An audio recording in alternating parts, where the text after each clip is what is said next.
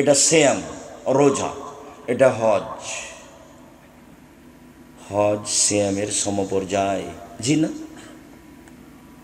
এটা সিয়াম, এটা হলো সলাত, সলাত সিয়ামের সমপর্যায়, জি না?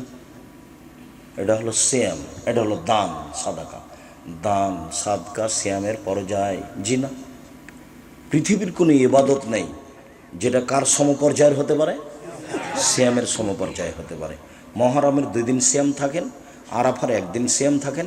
আর সারা বছর সিয়াম পালনের 2টা পদ্ধতি শুনে যান, একটা সহজ, একটা একটু ভারী। প্রত্যেক মাসে 3 দিন থাকবেন আর রামাজান থাকবেন, সারা বছর সিয়াম পালনের নেকি হবে। প্রত্যেক মাসে 13, 14, 15 3 দিন। আর হাইজের কারণে যদি মহিলাদের কোনো সমস্যা ঘটায় তাহলে মাসে 1 দিন করলেই হলো। আরবি মাসে তাতে 15, 20 চলে যায়, 17, 18, 22, 24 চলে যায়, তাতে আসে যায় না। মাসে 3টে আর রামাজান, তাহলে আপনি কি পাবেন? সারা বছর সিয়াম পালনের। আর একটা পদ্ধতি, এটা হলো সহজ, শাওয়ালের 6টা আর রামাজান। শাওয়ালের কয়টা? 6টা। যাদের হায়েজের কারণে রামাজানের রোজা ছুটে গেছে তাকে আগে ফরজটা করতে হবে, এই কথা বাতিল। ওর যে হাইজের কারণে রামাজানের ফরজটা ছুটে গেছে, ও যেদিন পারবে সেদিন করবে, 2 বছর 6 মাস পরে, সেটা তার জন্য আল্লাহর রাসূল অনুমতি দিয়ে দিয়েছে। কিন্তু শাওয়াল পার হয়ে গেলে এগুলো আর করা যাবে না। অতএব পুরুষ নারী সময় খুব চেষ্টা করে থাকবে শাওয়ালের 6টা আর রামাজান, সারা বছর সিয়াম পালন করলো। নবীগণ খুব চেষ্টা করতেন সিয়ামের। দাউদ আলাইহিস সালাম 1 দিন সিয়াম থাকতেন, 1 দিন এমনি থাকতেন, 1 দিন সিয়াম থাকতেন, 1 দিন এমনি থাকতেন। আমাদের নবী মুহাম্মদ সাল্লাল্লাহু আলাইহি সাল্লাম 1 দিন সিয়াম থাকতেন, 2 দিন এমনি থাকতেন, 1 দিন সিয়াম থাকতেন, 2 দিন এমনি থাকতেন। সম্মানিত দিনী ভাই বোন, পাপের জগতে সবচেয়ে ভিন্ন ধরনের পাপ হলো সুদ। সুদের পাপের যে ভাষা উল্লেখ হয়েছে, এই ভাষা পৃথিবীর আর কোনো পাপের জন্য উল্লেখ হয়নি। অবাক হতে হয়। মদ খেলে তার ভাষা উল্লেখ হয়েছে, তবে সুদের মতো নয়। কেউ যদি একবার মদ খায় তাহলে 40 দিন আল্লাহকে নিজের দিকে করতে পারবে না। হ্যাঁ, এটা ভারী, কিন্তু সুদের পাপের মতো ভাষা নয়। সুদ ঘুষ খাওয়া হলো মূল মতে চলা। তো মন মতো চলে যে সে জাহান্নামে যাবে, অন্য হাদিসে বলা হয়েছে। তা আমি ওকে মন মতো চলতে দিনি, আমার কথাটা শোনো, একে জান্নাতে দাও। তো যারা এগুলো করে তারা তো আর সিয়াম থাকে না, রোজা থাকে। রোজা মানে উপবাস থাকা।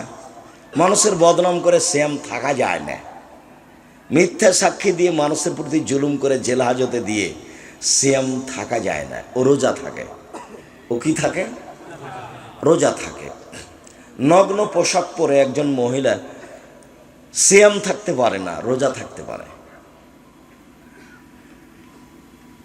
সম্মানিত দিনী ভাই বোন, একজন মহিলা এভাবে আঁটো বোরকা পরে অঙ্গ প্রত্যঙ্গ জাতিকে দেখিয়ে রোজা থাকতে পারে, সিয়াম থাকতে পারে না।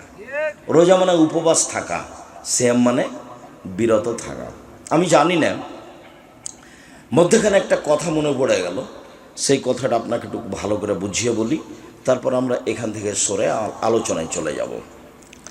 সেটা হলো এই যে জাবের রাদিয়াল্লাহু তাআলা আনহু বলেন, একদা আমরা রাসূলের সাথে যুদ্ধ করে আসছিলাম, এখন মদিনায় ঢুকবো। তো আল্লাহ রাসূল বলছেন যে এই তোমরা সবাই থামো, সকালে ঢুকবো। তা আমি জাবের বললাম, আল্লাহর নবী, আমি নতুন বিবাহ করেছি, আমাকে একটু বাড়ি যেতে অনুমতি দেন। তখন আল্লাহ রাসূল অন্যদিকে কথা বলতে লাগলেন, ও তুমি নতুন বিবাহ করেছো, তো তালাক প্রাপ্তা মেয়ে বিবাহ করেছো না কুমারী মেয়ে বিবাহ করেছো? তা আমি বললাম যে তালাক প্রাপ্তা মেয়ে বিবাহ করেছি। ওর বিবাহ হয়েছিল, তার স্বামী তাকে তালাক দিয়েছে, আমি তাকে বিবাহ করেছি। তা আল্লাহ রাসূল বলেন, হাল্লা বিক্রান্ত তোলায় বোকা, তুমি কুমারী মেয়ে কেন বিবাহ করলে না? তুমি তার সাথে খেলতেও, তোমার সাথে খেলতো। তুমি কুমারী মেয়ে কেন বিবাহ করলে না? তুমি তার সাথে খেলতেও, তোমার সাথে খেলতো। এইগুলো যখন আল্লাহ রাসূল বললেন, তখন জাবের বলছেন, আল্লাহ নবী শোনেন, আমার আব্বা উহুদের যুদ্ধে শহীদ হয়েছেন, 9 জন মেয়ে রেখে আমার 9 জন বোন আছে। আকরাহান উজাব্বিজা মিথলাহুন্না, আমার বোনদের সমবয়সের কম বয়সের মেয়েকে আমি বিবাহ করা পছন্দ করিনি 4টা কারণে। আল্লাহ রসুল শোনেন, আমার আব্বা ওহুদের যুদ্ধে শহীদ হয়েছেন 9 জন মেয়ে রেখে। আমার 9 জন বোন আছে, তো আমার বোনদের সমবয়সের মেয়েকে আমি বিবাহ করা পছন্দ করিনি 4টা কারণে। এক, লেতুয়াল্লে মহন্না, আমার স্ত্রী আমার বোনদেরকে বিদ্যা শিখিয়ে দিবে। তো কম বয়সের হলে এটা পারবে না, একটু বয়স লাগবে, বুদ্ধি লাগবে, হুঁশ বুদ্ধি লাগবে। এই জন্য আমি কুমারী মেয়েকে বিবাহ করিনি। 2, বলে তুয়াদ্দে বাহন্না, আমার স্ত্রী আমার বোনদেরকে শিষ্টাচার শিখিয়ে দিবে। শিষ্টাচার কম বয়সের মেয়ে হলে এগুলো পারবে না, সেই জন্য আমি একটু বয়সের মেয়ে, তালাকপ্রাপ্তা মেয়েকে বিবাহ করেছি। 3, বলে তুরাজ্জেলা হন না, আমার স্ত্রী আমার বোনদের মাথার চুল চিরুনি করে সাজগোজ করে রাখবে। কম বয়সের মেয়ে হলে এগুলো করতে পারবে না, এই জন্য আমি বেশি বয়সের মেয়ে বিবাহ করেছি। 4, বলে তাকুমা আলাইহিন না, আমার স্ত্রী আমার বোনদেরকে পাহারা দিবে। আমার স্ত্রী আমার বোনদের পাহারাদার। এই কথাটা এই পর্যন্ত বলে আপনাকে আমি বলতে চাইলাম, ওই যে কথাটা এসেছিল ফ্যাশন বোরকা পরে, আঁটো কাপড় পরে যারা থাকছে মেয়ে মানুষ, তারা রোজা থাকে, সিয়াম থাকে না।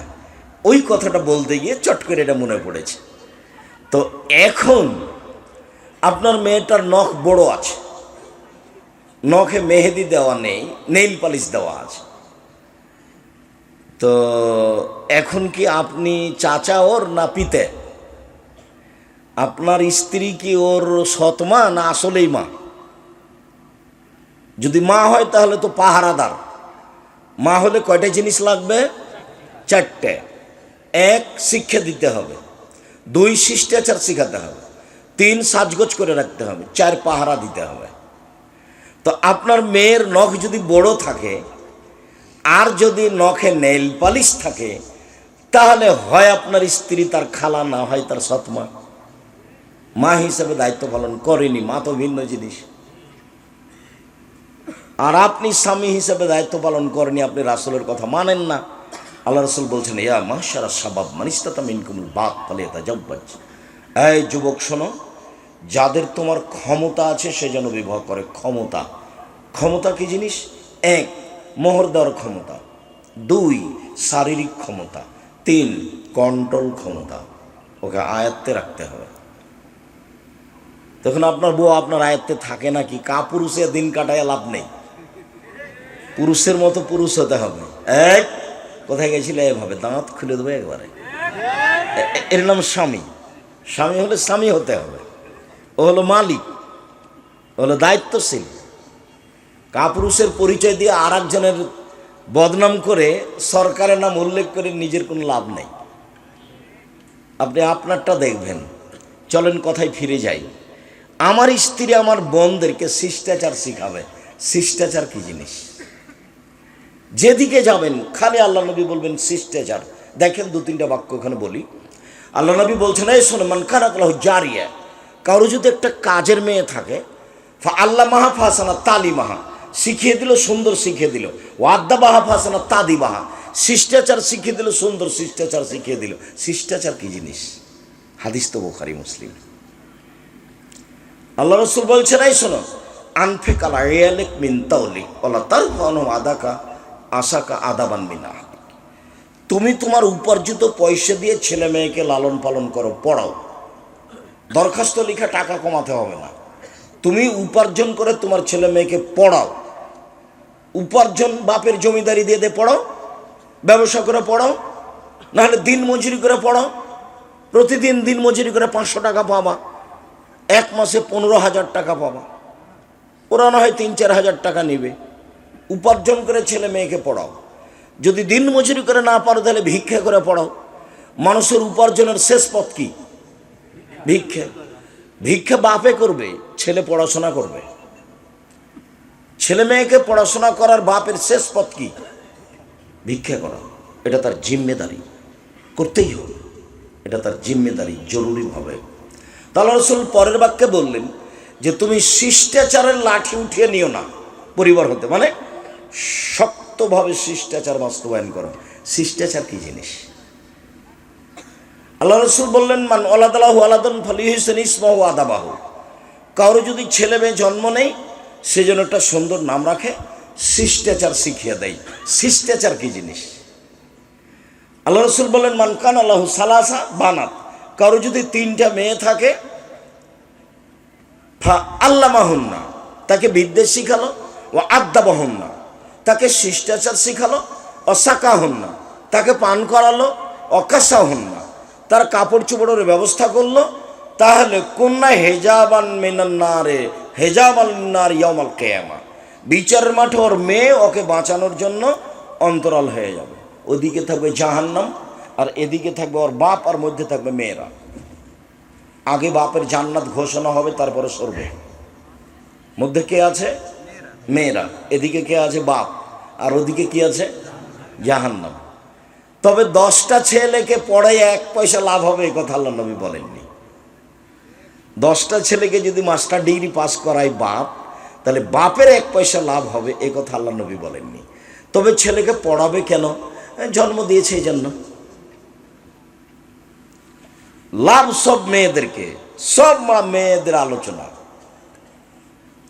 কেন? ইহুদিরা মেয়েদের দাম দেয়নি।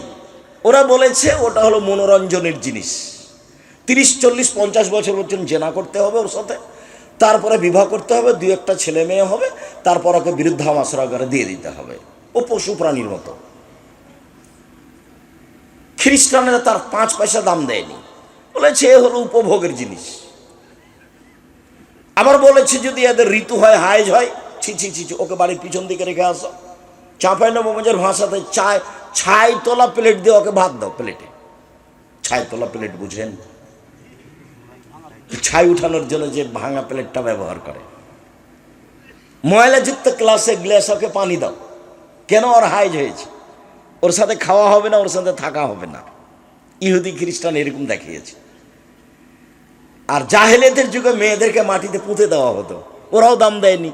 ইহুদিরা দেয় না, খ্রিস্টানরা দেয় না, হিন্দুরা আজও দেয়নি, কোনোদিন দেয়নি, কিয়ামত পর্যন্ত দেবে না। হিন্দুরা মেয়েদেরকে জমি দেয় না, হিন্দুরা মেয়েদেরকে জমি দেয় না। বিবাহের দিন শেষ করেছে সব, কলার গাছের চতুর্দিক দিয়ে ঘুরিয়ে কাজ শেষ করেছে। জমি জায়গা নেই। সব দাম দিয়েছে কোরআন, সব সম্মান দিয়েছে আল্লাহ, সব সম্মান দিয়েছেন মোহাম্মদ সাল্লাল্লাহু আলাইহি সাল্লাম।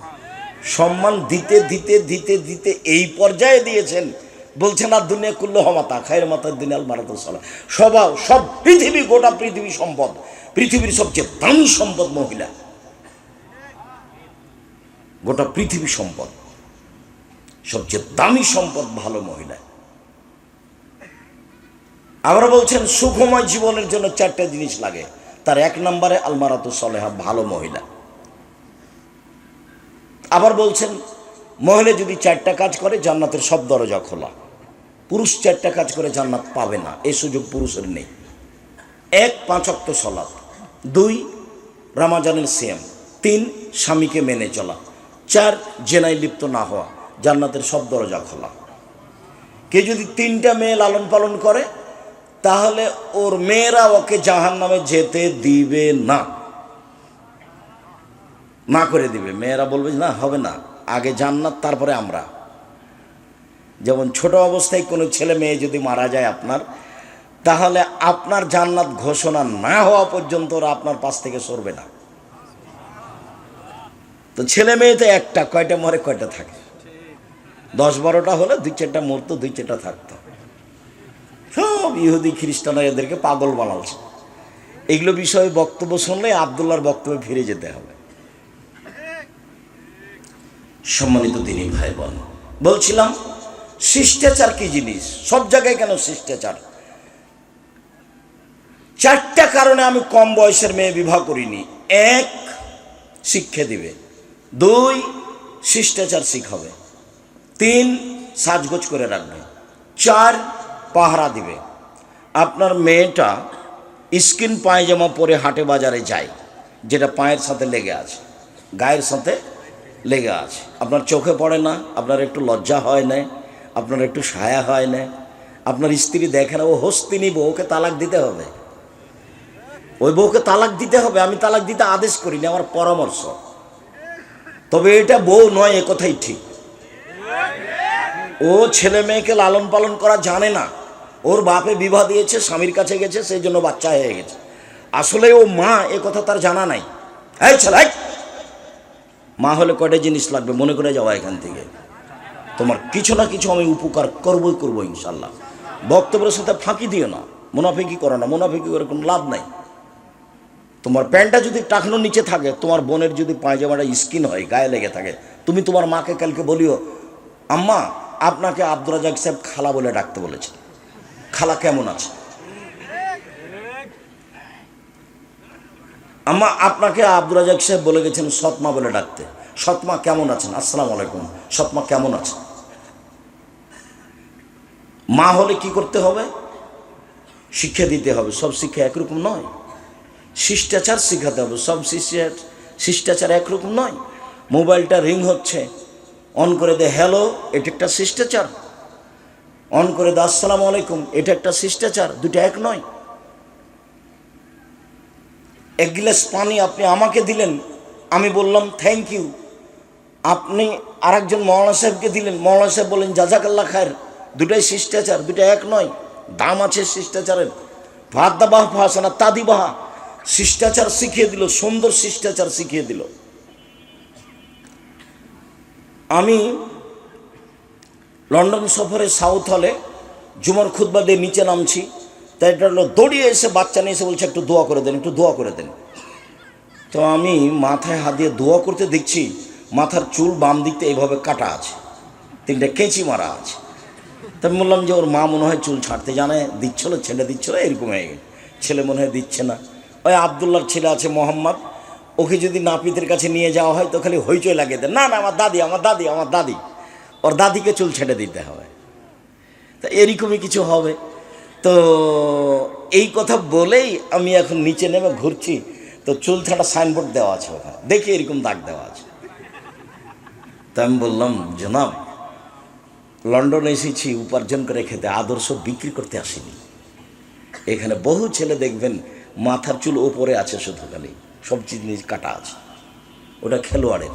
তুমি কখন কখন ইহুদি হয়ে গেছে গো, তোমার মা দেখে না? এই ছেলে, তোমার বাপ নেই? তোমার বাপকে চাচা বলে ডাকো। এই ছেলে, তোমার বাপকে চাচা বলে ডাকবা। আব্দুর রাজ্জাক সাহেব বলে গেছে, বাপ হলে বাপ হতে হবে। শত হাদিস আছে এই ব্যাপারে, বাপ হলে বাপ হতে হবে। উপার্জন করে খাওয়াতে পারে তার নাম বাপ নয়, শুধু আনফেকালা ইয়েলেক বিন তলেক, ছেলে মেয়েকে লালন পালন করো, পড়িয়া মানুষের মতো মানুষ করো, শিষ্টাচার শিখবে। সব জায়গাতে বিদ্যার সাথে শিষ্টাচার লাগা আছে। শত হাদিস শিষ্টাচার দিয়ে গড়া। মেয়েটার নখ বড় কেন কেন থাকবে? ইহুদি খ্রিস্টানদের পতিতালয়ের মেয়েদের বৈশিষ্ট্য হচ্ছে নখ বড়, নাকা রাখা, নখে নেইল পালিশ দেওয়া। ইহুদি খ্রিস্টানদের পতিতালয়ের মেয়েদের বৈশিষ্ট্য হলো নখ বড় রাখা, নখে নেইল পালিশ দেওয়া। আরও নিচের ভাষায় বলি, ইহুদি খ্রিস্টানদের বেশ্যালয়ের মেয়েদের বৈশিষ্ট্য হলো নখ বড় রাখা, নখে নেইল পালিশ দেওয়া। আমার মেয়ের নখ বড় কেন? আমার মেয়ের নখে নেইল পালিশ কেন? আমার মেয়ের নখে থাকবে মেহেদি, হাতের নখে তো থাকবে, পায়ের নখে থাকবে। আমি তো ওটা গ্রহণ করব না।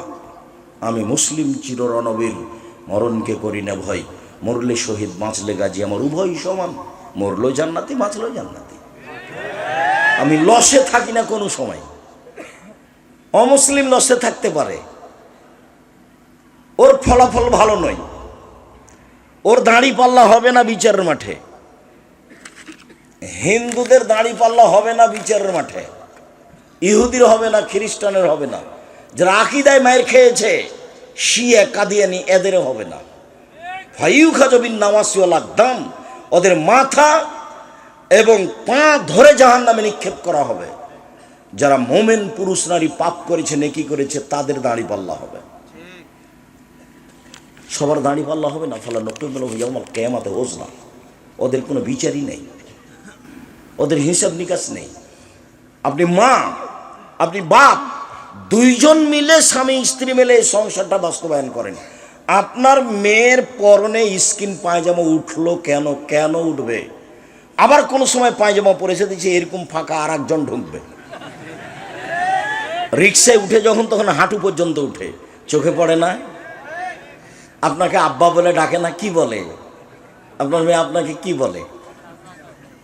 বলা উচিত, শরম হওয়া দরকার, লজ্জা হওয়া দরকার, হায়া হওয়া দরকার, ইতস্তবোধ হওয়া দরকার, মানবতা থাকা দরকার, বোধোদয় থাকা দরকার, হিতাহিত জ্ঞান থাকা দরকার। শিষ্টাচার কি জিনিস? বাচ্চাটাকে আপনার স্ত্রী পায়জামা পরাচ্ছে, জামা গায়ে দেওয়াচ্ছে, কোন হাতটা আগে ঢোকাবে? ডান হাতটা। প্যান্টটা পরাচ্ছে, কোন পাটা আগে ঢোকাবে? ডান পাটা। শিষ্টাচার। জুতাটা পরাচ্ছে, কোন পায়েরটা পরাবে? ডান পায়েরটা। বাচ্চাটাকে ঘুমাচ্ছে, কোন কাতে ঘুমাবে? ডান কাতে। বাচ্চাটা পানি খাচ্ছে, কোন হাতে বলবে? ডান হাতে। আপনার স্ত্রী দরজাটা বন্ধ করছে, কিভাবে বলবে? বিসমিল্লাহ। এর নাম শিষ্টাচার। ধর্ম বিক্রি করে এখানে আর একজনের নীতিতে যাচ্ছেন ভুল হিসাবে। 1 মিনিট। আল্লাহ নবী বলছেন, আমার উম্মাত ইহুদি খ্রিস্টানদের সাথে মিশে যাবে নিয়ম নীতিতে, কৃষ্টি কালচারে, চলাফেরাতে এমনভাবে মিশে যাবে। তোমার মাথার চুল তুমি বুঝতে পারো না? 2-4 বছর আগে, 2 বছর আগে এইভাবে ছাড়তে? আমার উম্মত ওদের সাথে মিশে যাবে। ডান পায়ের জুতা যেমন বাম পায়ের সমান, চাল চলনে, কথা কাজে, কর্মে। এবার তিনি ভাষাগত নিচে নামতে লাগলেন দুঃখ করে।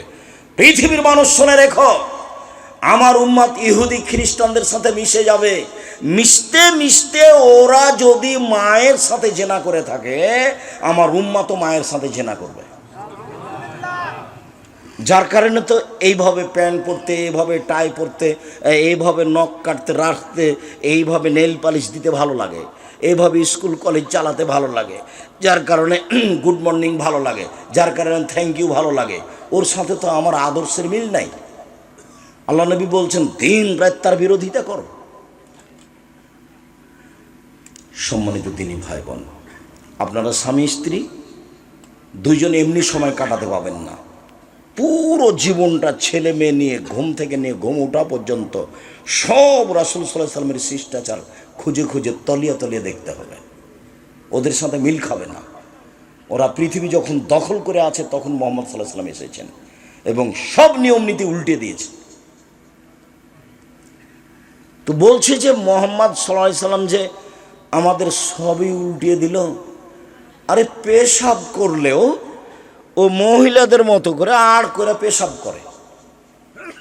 পেশাবের বলে নিয়ম আছে। পেশাব করতে বসলে দোয়া পড়তে হবে। ডান হাত দিয়ে পবিত্রতা অর্জন করা যাবে না। মুহাম্মদ সাল্লাল্লাহু আলাইহি সাল্লাম এত ছোট কথা বলে, ছি, এ কি করে নবী হতে পারে? এত ছোট কথা বলে। সালমান ফার্সি জানো মুহাম্মদ সাল্লাল্লাহু আলাইহি সাল্লাম এভাবে পেশাব করা শেখায়, পায়খানা করা শেখায়? জি, আমাদের নবী মুহাম্মদ সাল্লাল্লাহু আলাইহি সাল্লাম বলেছেন, কেবলামুখী হয়ে পেশাব পায়খানা করা যাবে না। জি, আমাদের নবী মুহাম্মদ সাল্লাল্লাহু আলাইহি সাল্লাম বলেছেন, বসে পেশাব পায়খানা করতে হবে। জি, আমাদের নবী মুহাম্মদ সাল্লাল্লাহু আলাইহি সাল্লাম বলেছেন, পেশাব পায়খানার পরে পানি দিয়ে পবিত্রতা অর্জন করতে হবে। জি, আমাদের নবী মুহাম্মদ সাল্লাল্লাহু আলাইহি সাল্লাম বলেছেন, পেশাব পায়খানা পবিত্রতা অর্জন করার সময় বাম হাত ব্যবহার করতে হবে, ডান হাত নয়। জি, আমাদের নবী মুহাম্মদ সাল্লাল্লাহু আলাইহি সাল্লাম বলেছেন, লিঙ্গ ধরার সময়, স্পর্শ করার সময় বাম হাত দিয়ে ধরতে হবে, ডান হাত নয়। জি, আমাদের মুহাম্মদ সাল্লাল্লাহু আলাইহি সাল্লাম বলেছেন, পানি না থাকলে ঢেল, 3টি ঢেল দিয়ে পবিত্রতা অর্জন করতে হবে, টিস্যু পেপার দিয়ে পবিত্রতা অর্জন করতে হবে। জি, আমাদের নবী মুহাম্মদ সাল্লাল্লাহু আলাইহি সাল্লাম বলেছেন, হাড় দিয়ে পবিত্রতা অর্জন করা যাবে না, কয়লা দিয়ে পবিত্রতা অর্জন করা যাবে না। এক টানা সালমান ফার্সি বলতে লাগলেন পবিত্রতা। ওদের টয়লেটে পানির ব্যবস্থা নেই। ইহুদি খ্রিস্টানদের টয়লেটে পানির ব্যবস্থা নাই, পবিত্রতা লাগবে না, কুকুর প্রিয় মানুষ ওরা। আমি এখন ওই বার্মিংহামের ট্রেন স্টেশনে যাচ্ছি, বলছে সাইদ টয়লেটে যেতে হবে। ওস্তাদজি টয়লেটে যাবেন তো পানির ব্যবস্থা নেই যে? ইন্নালিল্লাহ। কি করতে হবে? মানে টিস্যু ব্যবহার করে পবিত্রতা অর্জন করতে হবে। তুমি ওর সাথ দিয়েছো, তোমার পিঠে তোমার একটা গেঞ্জি আছে, পিছন দিকে 47 লেখা আছে, তোমার গায়ে একটা গেঞ্জি আছে, তার পিছনে 10 লেখা আছে, তোমার 10 দিতে দিতে আমার নামাজ শেষ, এমন বিশাল করে লেখা আছে। এরই নাম হলো ওদের কৃষ্টি কালচার আমাদের ছেলে মেয়ে কী করবে, গ্রহণ করবে। এমনভাবে স্কিন পায়জামা পরেছে আমার মেয়ে যে শরীহাত তো দেখা যাচ্ছে যাচ্ছে, লজ্জা স্থান বোঝা যাচ্ছে। ছি ছি ছি ছি ছি। তখনও আপনি বাপ, ছি, তখনও আপনি মা, জি না, বলি হিসাব, দুঃখিত। বাপ দেখবেন, 1 মিনিট, কথা মধ্যেখানে ঢুকে আমার লম্বা হয়ে গেল। 1 মিনিট বাপ দেখবেন, দেখেন বাপ কাকে বলে। আয়েশা রাদিয়াল্লাহু তাআলা আনহা বলেন, আমরা এক যুদ্ধ থেকে আসছিলাম, হঠাৎ করে আমার গলার হাড়টা হারিয়ে গেল, খুঁজে পায় না। সলাতের টাইম হয়ে গেছে, নামাজের টাইম হয়ে গেছে, পানি নাই, অজুও করতে পারি না, যেতেও পারি না। সব মানুষ বিপদে পড়ে গেল, 1200-1400 মানুষ, পানি নাই, অজু করব কি করে, এখানে যেতেও পারি না, হার খুঁজে পাই না। জনগণ আমার আব্বাকে বলল, জানেন কি ঘটিয়েছে আপনার মেয়ে, কি ঘটিয়েছে? আপনার মেয়ে তো হার হারিয়েছে, যার কারণে তো আমরা খুঁজে পাই না, যেতেও পারি না, তাই মানুষগুলোর এত সমস্যা ঘটিয়েছে। জি। আয়েশা রাদিয়াল্লাহু তাআলা আনহা বলছেন, আমার আব্বা আমার কাছে আসলেন, আবু বকর সিদ্দিক আমার কাছে আসলেন, ফালাকাজানি লাকতাতান শাদীদা, আমার কোমরের উপরে এত জোরে একটা কিল মারলেন। ওই সময় আমার স্বামী আমার উরু রানের উপরে মাথা দিয়ে ঘুমিয়েছিলেন। আমার স্বামী আমার উরু রানের উপরে মাথা দিয়ে ঘুমিয়েছিলেন। যদি আমার স্বামী আমার উরু রানের উপরে মাথা দিয়ে না ঘুমাতেন, তাহলে মায়ের চোটে, মায়ের কারণে আমি দূরে সরে যেতাম। 1 মিনিট, এই ছেলে, এটা বাংলাদেশি স্বভাবে, বাংলাদেশি বিধিবিধানে জামাই যদি মেয়ের উরু রানের উপরে মাথা দিয়ে ঘুমায়, আর শ্বশুর মেয়ের বাপ যদি ওইদিকে গিয়ে দেখে, তাড়াতাড়ি এভাবে ঘুরে আসবে। কথা মনে হয় আমি বুঝাতে পারিনি। মেয়েকে কিছু বলবে, এই জন্য যাচ্ছে, গিয়ে দেখছে যে জামাই মেয়ের উরু রানের উপরে মাথা দিয়ে ঘুমিয়ে আছে। এখন কিছু বলা বাদ দিয়ে বাপ কি করবে, পাল্টা ঘুরে আসবে। এটা হলো বাংলাদেশি স্বভাব। ওই অবস্থাতেই মেরে দিলেন কয়েকটা কিল, এত জোরে মারলেন, মায়ের কারণে দূরে সরে যায়, এরকম অবস্থা। সবচেয়ে বড় মানুষে মারলেন পৃথিবীর ইতিহাসে। নবী রাসূল বাদ দিয়ে আদম থেকে নিয়ে কিয়ামত পর্যন্ত আবু বকর সিদ্দিকের চেয়ে কোনো দামি মানুষ জন্ম নেয়নি, নিবেও না। আবু বকর সিদ্দিক রাদিয়াল্লাহু তাআলা আনহু মানুষ হিসেবে সবচেয়ে দামি মানুষ, উনি মারলেন। আর যাকে মারছেন পৃথিবীর ইতিহাসে সবচেয়ে দামি মহিলা, ইনি হলেন আয়েশা রাদিয়াল্লাহু তাআলা আনহা। আর যার সামনে মারলেন উনি হচ্ছেন পৃথিবীর সবচেয়ে দামি মানুষ, উনি হলেন মুহাম্মদ সাল্লাল্লাহু আলাইহি সাল্লাম। এবার শ্বশুরে মারলেন, বাপে মারলেন, পূর্ণ যুবতী মেয়েকে মারলেন, বিবাহদারী মেয়েকে মারলেন, জামাইয়ের সামনে মারলেন, দিন দুপুরে খোলা মাঠে মারলেন, পৃথিবীর সবচেয়ে বড় মানুষে মারলেন, পৃথিবীর সবচেয়ে বড় মহিলাকে মারলেন, পৃথিবীর সবচেয়ে বড় মানুষের সামনে মারলেন, বিবাহদারী মেয়েকে মারলেন, পূর্ণ যুবতী মেয়েকে মারলেন, জামাইয়ের সামনে মারলেন, হাত দিয়ে মারলেন। এত বড় বাপে এত বড় বেটিকে, এত বড় জামাইয়ের সামনে বিবাহদারী মেয়েকে হাত দিয়ে মেরে দিলেন। ভুল কোথায়, এটা হার হারিয়ে গেছে, খেয়াল করতে পারেননি এই জন্য। আর আপনার মেয়েটা স্কিন পায়জামা পরে চলে যায় স্কুল কলেজে, হাটে বাজারে, আপনি দেখতে পান, আপনি কিছুই বলেন না, আপনি আবার বাপ। ছি, আপনার মতো বাপকে বাপ বললে আমার খুব কষ্ট হয়, আপনার মরে যাওয়া উচিত। আপনার ছেলে মেয়েকে জামিয়া সালাফে পড়াবে ইনশাল্লাহ। জামিয়া সালাফে 5000 ছেলে মেয়ে পড়াশোনা করে। কালকে যদি আরও 5000 ছেলে মেয়ে চলে যায়, সমস্যা হবে না পড়ানোর ইনশাল্লাহ। 300 জন শিক্ষক শিক্ষিকা আছে, আপনি না থাকলে আমি পড়ানোর জিম্মেদারি নিলাম ইনশাল্লাহ। আপনার মতো বাপ আমি চাচ্ছি না, বেঁচে থাকার চেয়ে মরে যাওয়া ভালো। চিন্তা করবেন না কিভাবে পড়বে, এতিম লালন পালন করব। বাংলাদেশের সর্ববৃহৎ, সর্বোচ্চ প্রতিষ্ঠান জামিয়া সালাফিয়া, মনে বড় সাদ। এদেশের মাটিতে আমি উন্নত মানের প্রতিষ্ঠান গড়বই ইনশাল্লাহ, যেখানে ছেলে মেয়ে বাংলা ইংরেজি আরবি উন্নত মানের শিক্ষা অর্জন করে জাতির অন্যায়ের বিরুদ্ধে লড়বে, মুখে কলমে মিডিয়াই লড়বে ইনশাল্লাহ। এই যে মুখে আছি, সামনে মিডিয়া আছে, কলম সাথে আছে, জীবন বাজি রেখে চেষ্টা চালাচ্ছি। আপনি এতিম, আপনার ছেলে মেয়ে এতিম হয়ে গেলে কোনো সমস্যা নেই, আপনি বেঁচে থাকেন, এটা আমি চাচ্ছি, পুরুষের মতো হয়ে বেঁচে থাকেন। এই যে বাপ, যে 1 মিনিট, হাদিস বোখারি মুসলিম, এরই নাম বাপ। বাপ দেখে যান, বক্তব্যের সাথে মুনাফিকি করিয়েন না, বক্তব্যের সাথে মুনাফিকি করে কোনো লাভ নেই, বক্তব্যের সাথে মুনাফিকি করে কোনো লাভ নেই। তোমার বোন ফ্যাশন বোরকা পরে যাবে দিন রাত, তার নাম বোরকা, এটা তুমি দেখতে পাও না, তোমার বাপ দেখতে পায় না, তোমার মা দেখতে পায় না, এরই নাম মা, এরই নাম বাপ। প্রসব করাতে পারলে মা হওয়া যায়, পাগলিও বাচ্চা প্রসব করাতে পারে, পাগলিও বাচ্চা প্রসব করাতে পারে। কিন্তু পাগলির বাচ্চা যখন পানি খায় বাম হাতে গ্লাস ধরে, তখন পাগলি বলতে পারে না আম্মু ছি ছি ছি ছি, আম্মু বাম হাতে শয়তান খায়, ডান হাতে ধরো, ডান হাতে ধরো, ডান হাতে ধরো, এই কথা পাগলি বলতে পারে না। কিন্তু আপনার স্ত্রীর সামনে যদি মাস্টার ডিগ্রি পাস, আপনার স্ত্রী মাস্টার ডিগ্রি পাস, ওর সামনে যদি আপনার মেয়ে বাম হাতে পানি খায়, তাহলে এ তো পাগলির চেয়ে খারাপ। একে রেখেছেন কেন? এ হলো হস্তিনী বউ, এ মাস্টার ডিগ্রি পাস নয়, এ আপনার পরিবারকে কবর দিতে এসেছে, এ হলো হস্তিনী বউ, এ ভালো বউ নয়। আল্লাহ নবী বলছেন 4টে জিনিস আছে যার সুখময় জীবন তার, 4টে জিনিস আছে যার সুখময় জীবন তার। 1 ভালো স্ত্রী, আমি বলিনি এ কথা। 2 ভালো প্রতিবেশী, 3 একটা ভালো গাড়ি, 4 প্রশস্ত ঘর। এগুলো আমি বলিনি, এগুলো মুহাম্মদ সাল্লাল্লাহু আলাইহি সাল্লাম বলেছেন। আর আপনি বলেন যে আমার বউ ভালো, আপনি শুধু বলতে পারেন যে মাস্টার ডিগ্রি পাস করেছে আর কলেজে পড়াই, হেডমাস্টারকে যে বলে ভাইয়া কেমন আছেন ভাইয়া, হেডমাস্টারকে বলে। আর ব্যাংকে গাই, ব্যাংকে চাকরি করতে যাই, একটু 19-20 হলে ম্যানেজার ধাক্কা মারে, ধমকায়।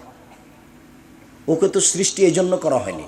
আল্লাহ বলছেন অমিন আয়াতিহান খালাকালাকুম মিন আনফুসিকুম আজওয়াজান লিতাসকুনু ইলাইহা, পৃথিবীর মানুষ তোমাদের পাশ থেকে, তোমাদের মধ্যে থেকে তোমাদের স্ত্রীদেরকে সৃষ্টি করেছি, ওখানে তুমি শান্তি পাবা, তৃপ্তি পাবা। এই জন্য ও তোমাকে শান্তি দিবে, ও তোমাকে তৃপ্তি দিবে, ও তোমাকে সন্তান দিবে। এই জন্য আমি তাকে সৃষ্টি করেছি, ব্যাংকের জন্য নয়।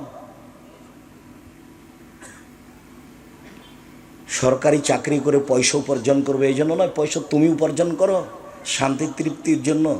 24 ঘন্টার মধ্যে চাকরি ছেড়ে দিতে হবে, ওই চাকরির 5 পয়সা দাম নেই। ওই চাকরি দিয়ে আপনার সংসার ধ্বংস হয়েছে, ওই চাকরি দিয়ে আপনার মেয়েটা স্কিন পায়জামা পরতে শিখেছে, ওই চাকরি দিয়ে আপনার মেয়েটা নখ বড় রেখেছে আপনার বউয়ের চাকরির কারণে। আবার আপনার বউ হলো এলাকার চেয়ারম্যান, ভাইয়া আসে চা খেয়ে যাও ভাইয়া, চা খেয়ে যাও ভাইয়া, চেয়ারম্যান মেম্বার। খারাপ লাগে না? আপনার শ্বশুর বলে হাজি, আপনার বাপ নাকি হাজি, খারাপ লাগা তো দরকার। আপনি মুসলমান মনে করেন না নিজেকে? বুঝেও বুঝে না ওরা, অন্তর আছে বুঝে না, দেখেও দেখে না ওরা, চক্ষু আছে দেখে না, শুনেও শুনে না ওরা, কান আছে শোনে না। উলাইকা কাল আনাম, তারা পশু প্রাণীর মতো, তারা গরু ছাগলের মতো, তারা কুকুর শ্রীগেলের মতো, বালহু মাজাল, বরং তার চেয়ে খারাপ। আপনার জীবনটা গরু ছাগল পশু প্রাণীর মতো। খারাপ লাগে কেন? কেন খারাপ লাগে? আমি আব্দুর রাজ্জাক বিন ইউসুফ জাতির সামনে 33 বছরে কোনোদিন অপ্রয়োজনীয় কথা বলিনি। আপনার এই বউকে যদি আমি অশিক্ষিত প্রমাণ করতে না পারি, আমি জাতির সামনে বক্তব্য দেব না। 33 বছরে কোনোদিন অপ্রয়োজনীয় বাক্য বলিনি, কোনোদিন। আজ কেন 33 বছরে কোনোদিন বলিনি। 33 বছরে আমি কোনোদিন সরকার বিরোধী বক্তব্য দিইনি, একটা বাক্য নেই। 33 বছর আমি কোনোদিন মাযহাব নিয়ে কথা বলিনি, একটা বাক্য নেই। আর আপনি মাযহাবী মানুষ শুরু করলেই আপনি আরেকজনকে গালি দিয়ে শুরু করেন, আরেকজনের বদনাম করে শুরু করেন। আমি তো বলছি, আমি আব্দুর রাজ্জাক বিন ইউসুফ আজকের বক্তব্য চ্যালেঞ্জ করিনি, পাবনার মাঠে 34 বছরের সব বক্তব্য চ্যালেঞ্জ করলাম। একটা বাক্য পাবেন না আপনি। ওই পাতাই পড়ি না আমি, ওই পাতা আমি পড়ি না, ওই পাতা আমার বন্ধ করা আছে। আমাকে লোকে কি বলেছে তার উত্তর আমি দিই না। আমাকে একদিন এনাদের এলাকায় মুর্শিদাবাদ, ওটা মালদাতে, খুব চাপ দিয়ে বলছে যে আপনি একটু বলেন না, আপনার ব্যাপারে এত বলছে, আপনি একটু মুখ খুলবেন না? তো আমি বললাম যে আমাকে যদি ধুয়ে রেখে দেয় তবু আমি মুখ খুলব না। বলতে বলতে যেগুলো ধুয়ে দেয় তবু আমি বলবো না। কেউ যখন আমাকে খুব গালি দেয়, দিতে দিতে যখন কথা শেষ করে, তখন আমি আবার রিং দিয়ে বলি, ভাইজান গালি কি আরও বাকি ছিল? আমার মনে হলো যে আপনার টাকা শেষ হয়ে গেছে নাকি, মনে হয় গালি শেষ হয়নি। তা আপনার যদি আরও থাকে তো গালি দিয়ে নেন, যা আপনার মন চাই বলে নেন। আমি তার কথার উত্তর দিলে, সম্মানিত তিনি ভাই বোন, নফল সিয়াম রাখেন একদিন থেকে 15 শাবান পর্যন্ত। 15ই শাবানে মানুষের ভাগ্য লিখা হয়, মানুষের যা মারা যাবে তা লিখা হয়, যা জন্ম হবে তা লিখা হয়, রুজি, এগুলো মিথ্যা কথা, জাল হাদিস। শাবান মাসে বাৎসরিক রিপোর্ট পেশ করা হয়, কোন দিন তা মুহাম্মদ সাল্লাল্লাহু আলাইহি ওয়াসাল্লামের জানা ছিল না। তো উনি বাৎসরিক রিপোর্ট ধরার জন্য উনি শাবান মাসে বেশি বেশি সিয়াম থাকতেন। আজ মনে হয় রিপোর্ট, কাল মনে হয় রিপোর্ট, পরশু মনে হয় রিপোর্ট, এই রিপোর্টের জন্য তিনি সিয়াম থাকতেন প্রায় শাবান, আর বলতেন একটানা 15 রাখুন। এই জন্য উনি চাইতেন, এই যে আমার রিপোর্ট না, বৎসরের রিপোর্ট না, দেখো আমি সিয়াম আছি, দেখো দেখো আমি সিয়াম আছি। আর বৃহস্পতিবার সোমবার তিনি সিয়াম থাকতেন সাপ্তাহিক রিপোর্ট সিয়াম অবস্থায় দেখার জন্য, যে না দেখো আমার 1 সপ্তাহের রিপোর্ট, দেখো সিয়াম অবস্থায় আছি, দেখো। এটা ভালোবাসতেন তিনি। ফাই বাইরু ফাওয়ামালে ওনা সায়েম, আমার রিপোর্ট আল্লাহর কাছে পেশ করা হবে, আল্লাহ দেখুক যে আমি সিয়াম আছি। মুহাম্মদ সাল্লাল্লাহু আলাইহি সাল্লাম বৃহস্পতিবার সোমবার সিয়াম থাকতেন, রোজা থাকতেন কেন? সাপ্তাহিক রিপোর্টটা আল্লাহকে কি অবস্থায় দেখাতে চাইতেন? সিয়াম রোজা অবস্থায়। শাবান মাসে বেশি বেশি সিয়াম থাকতেন কেন? বাৎসরিক রিপোর্ট পেশ করা হয় শাবান মাসে, কোন দিন তার জানা ছিল না, তাই তিনি বেশি বেশি সিয়াম থেকে রিপোর্টটা ধরার চেষ্টা করতেন। দেখো আমার বাৎসরিক রিপোর্ট, আমি সিয়াম অবস্থায় আছি। ইবাদতের জগতে সবচেয়ে দামি সিয়াম, দামি ইবাদত সিয়াম। উমামা বাহিলি বলছেন, আমি একদিন আল্লাহর নবীকে বললাম, মুরনিবে আমালিন, একটা আমলের কথা বলেন যা দিয়ে আমি জান্নাতে চলে যাব। তখন আল্লাহ রাসূল বললেন, ওমামা আলাইকা বিসসাম ফাইনাল্লাহ ঈদুল্লাহ, সিয়াম পালন করো। ইবাদতের জগতে সিয়ামের সমপর্যায়ের কোনো ইবাদত নেই। এটা সিয়াম, রোজা, এটা হজ, হজ সিয়ামের সমপর্যায়, জি না, এটা সিয়াম। এটা হলো সলাত, সলাত সিয়ামের সমপর্যায়, জি না, এটা হলো সিয়াম। এটা হলো দান সাদাকা, দান সাদকা সিয়ামের পর্যায়, জি না। পৃথিবীর কোনো ইবাদত নেই যেটা কার সমপর্যায়ের হতে পারে? সিয়ামের সমপর্যায় হতে পারে। মহরমের 2 দিন সিয়াম থাকেন, আরাফার 1 দিন সিয়াম থাকেন।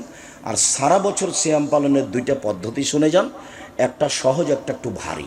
প্রত্যেক মাসে 3 দিন থাকবেন আর রমাজান থাকবেন, সারা বছর সিয়াম পালনের নেকি হবে। প্রত্যেক মাসে 13, 14, 15 3 দিন। আর হাইজের কারণে যদি মহিলাদের কোনো সমস্যা ঘটায় তাহলে মাসে 1 দিন করলেই হলো। আরবি মাসে তাতে 15, 20 চলে যাক, 17, 18, 22, 24 চলে যাক, তাতে আসে যায় না। মাসে 3টে আর রমাজান, তাহলে আপনি কি পাবেন? সারা বছর সিয়াম পালনের। আর একটা পদ্ধতি, এটা হলো সহজ, শাওয়ালের 6টা আর রমাজান। শাওয়ালের কয়টা? 6টা। যাদের হাইজের কারণে রমাজানের রোজা ছুটে গেছে তাকে আগে ফরজটা করতে হবে, এই কথা বাতিল। ওর যে হাইজের কারণে রমাজানের ফরজটা ছুটে গেছে, ও যেদিন পারবে সেদিন করবে, 2 বছর 6 মাস পরে, সেটা তার জন্য আল্লাহর রাসূল অনুমতি দিয়ে দিয়েছে। কিন্তু শাওয়াল পার হয়ে গেলে এগুলো আর করা যাবে না। অতএব পুরুষ নারী সবাই খুব চেষ্টা করে থাকবে শাওয়ালের 6টা আর রমাজান, সারা বছর সিয়াম পালন করলো। নবীগণ খুব চেষ্টা করতেন সিয়ামের। দাউদ আলাইহিস সালাম 1 দিন সিয়াম থাকতেন, 1 দিন এমনি থাকতেন, 1 দিন সিয়াম থাকতেন, 1 দিন এমনি থাকতেন। আমাদের নবী মুহাম্মদ সাল্লাল্লাহু আলাইহি সাল্লাম 1 দিন সিয়াম থাকতেন, 2 দিন এমনি থাকতেন, 1 দিন সিয়াম থাকতেন, 2 দিন এমনি থাকতেন। সম্মানিত দিনী ভাই বোন, পাপের জগতে সবচেয়ে ভিন্ন ধরনের পাপ হলো সুদ। সুদের পাপের যে ভাষা উল্লেখ হয়েছে, এই ভাষা পৃথিবীর আর কোনো পাপের জন্য উল্লেখ হয়নি। অবাক হতে হয়। মদ খেলে তার ভাষা উল্লেখ হয়েছে, তবে সুদের মতো নয়। কেউ যদি একবার মদ খায় তাহলে 40 দিন আল্লাহকে নিজের দিকে করতে পারবে না। হ্যাঁ, এটা ভারী, কিন্তু সুদের পাপের মতো ভাষা নয়। কেউ যদি একদিন নেশাদার দ্রব্য, বিড়ি, তামাক, জর্দা, সিগারেট, গুল, নেশাদার দ্রব্য খায়, পান করে, তাহলে 40 দিন তার নামাজ কবুল হবে না। এইটা পরিস্থিতি খুব ভারী, কিন্তু সুদের মতো পাপের ভাষা নয়। সুদের পাপের ভাষাই ভিন্ন, খুব কঠিন। এই ছেলে, বসো, এক খেয়ালে চেয়ে থাকো, আমার দিকে চেয়ে থাকবেন। কথা যেন 19-20 না হয়, পাখি যেন মনে করে আপনি পাথর। আমি আপনার জন্য এসেছি, এবং একটা দিন বের করতে প্রায় 3 বছর সময় লাগে। আপনার সাথে আমার ভালোবাসার অভাব নেই, কিন্তু আমি আসতে পারি না আপনি চাইলেই। আমি আপনার জন্য এসেছি। কোনো কাজ করবেন না কয়েক মিনিট, কোনো কাজ আমাকে দেখাবেন না দয়া করে। উপস্থিত বৈঠকের দিনই মুসলিম বোন, আপনাকে বলছি, কথা বলবেন না। ঢং ঢং ঢং ঢং করে গল্প করতে করতে এসেছেন, আবার ঢং ঢং ঢং ঢং করে গল্প করতে করতে চলে যাচ্ছেন। স্বামী নাই, বাপ নাই, ওভাবে এসেছেন কেন? আর একজনের সাথে কথা বলছেন কেন? আর একজন যদি গায়ের ওপর দিয়ে চড়ে চলে যায়, তবে মুখ খুলবেন না, মুখখান বন্ধ রাখেন। এটা শিষ্টাচার নয়। মুখ খুললেন কেন? কেন মুখ খুললেন?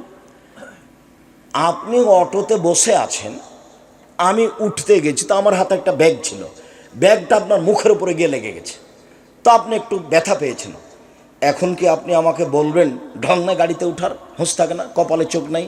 এটা কি শিষ্টাচার? আচ্ছা যাক, আমি ব্যথা পেয়েছি, মনে কিছু না, আমি বসো বসো, তুমি বসো বসো, সমস্যা নেই। এটা হলো শিষ্টাচার। কেন বললেন এই কথা? আপনি কথা বলছেন কেন? এবারে মুখখান বন্ধ রাখবেন, চুপচাপ রাখবেন।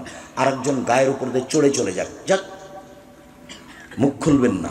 শিষ্টাচারের দরকার আছে, এর নাম শিষ্টাচার। ভালো কথা, ভালো কর্মের নাম হলো শিষ্টাচার। ভালো কথা, ভালো কর্মের নাম হলো শিষ্টাচার। আপনি দিনী বোন, আমি আপনার জন্য এসেছি, আপনি অপেক্ষা করুন। আপনাকে আমি অনেক ভালোবাসি, আপনার সাথে আমার কোনো দূরত্ব নেই। আপনাকে আমি খাটো করতে আসিনি, আপনাকে আমি ছোট করতে আসিনি। আপনাকে আমি আয়েশার মতো মনে করি, আপনাকে আমি খাদিজা রাদিয়াল্লাহু তাআলা আনহার মতো মনে করি, আপনাকে আমি অনেক দামি মানুষ মনে করি। আপনার সম্মান আমি খাটো করতে আসিনি, আপনাকে আমি আয়েশার মতো মনে করি। দেখবেন আপনি 1 মিনিট আয়েশাকে দেখবেন, 1 মিনিট দেখেন।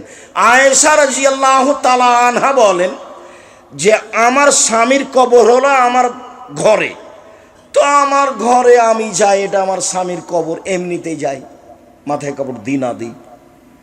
কয়দিন পরে আমার স্বামীর কবরের পাশে হলো আমার বাপের কবর, তখন আমি এমনিতেই যাই, স্বাভাবিকভাবে যাই। কয়দিন পরে দেখি আমার বাপের কবরের পাশে হলো উমারের কবর। উমার কিন্তু জামাই।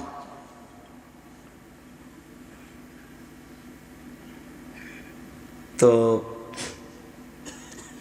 উমারের কবর, তো এখন আমি আর কবরের পাশে এমনিতে যাই না, আমি একবারে মাথায় কাপড় দিয়ে নিজেকে গুটিয়ে যাই। কেন? ওখানে একটা বেগানা পুরুষের কবর আছে, আমি কবরকে লজ্জা পাই। আপনাকে তো আমি আয়েশার মতো মনে করি, আপনি আয়েশা রাদিয়াল্লাহু তাআলা আনহার মতো দামি মানুষ, আমি এ কথাই বলছি। আয়েশা রাদিয়াল্লাহু তাআলা আনহা কি কে লজ্জা করতেন? কবরকে।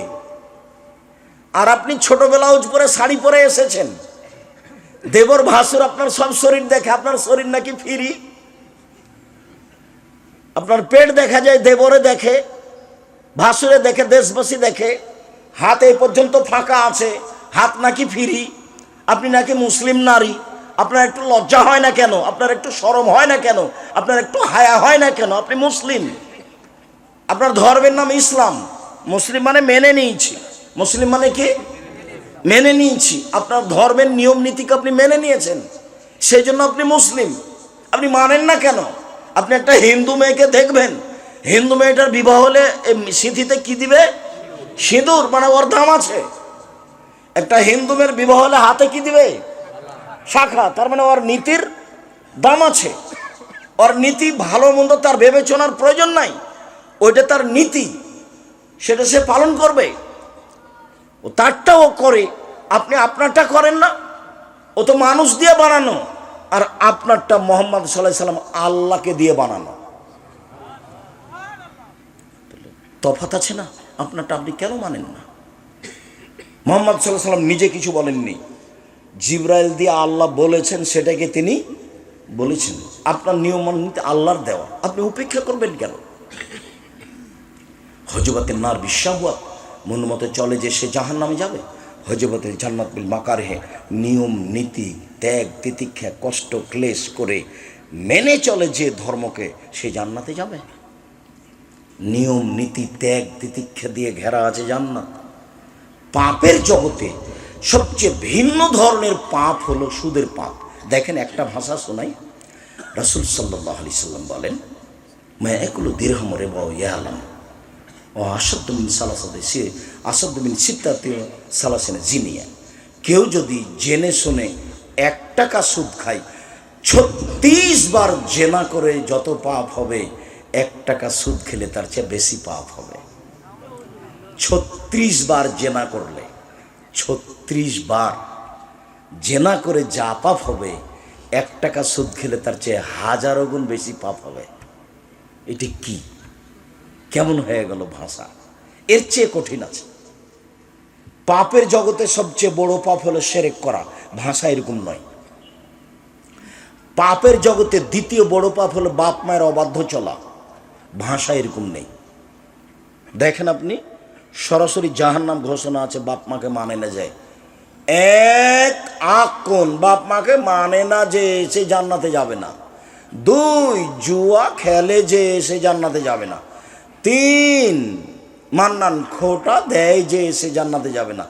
4 মধুমিনুল খামর, নিয়মিত বিড়ি তামাক জর্দা সিগারেট গুল নেশাদার দ্রব্য খায় পান করে যে সে জান্নাতে যাবে না। সিরিয়ালে 1 নম্বরে বাপ মাকে মানে না যে সে জান্নাতে যাবে না, এটা চলে এসেছে। পাপের জগতে দ্বিতীয় মহাপাপ হলো পিতামাতার অবাধ্য চলা, কিন্তু ভাষা এমন নয়। পাপের জগতে তৃতীয় মহাপাপ হলো মিথ্যা সাক্ষী দেওয়া। পাবনা জেলে কতগুলো লোক 20-30 বছর থেকে জেলে আছে, নিজেই জানে না আমি কেন জেলে। ওই 1 নম্বর আসামি, যেদিন মারামারি হয় সেদিন ও কিন্তু রংপুরে ছিল, তো প্রতিপক্ষ ভেবেছে যে ওকে 1 নম্বর আসামি করলে এদেরকে দমানো যাবে, ওকে আগে জেলের ব্যবস্থা কর। তো সাক্ষী রেডি কর, কিভাবে? একজনকে 50,000 টাকা দিতে চা, জজের সামনে বলবে আমি 2 চোখে তাকে মারতে দেখেছি। ও কি বলছে? আমি তাকে 2 চোখে মারতে দেখেছি। জজও তো জানে না আসল ঘটনা, উকিলও জানে না আসল ঘটনা, যে সাজিয়েছে শুধু সেই জানে আসল ঘটনা। এর নাম হলো মিথ্যা সাক্ষী। মিথ্যা সাক্ষী পৃথিবীতে তৃতীয় মহাপাপ, কিন্তু ভাষা এমন নয়।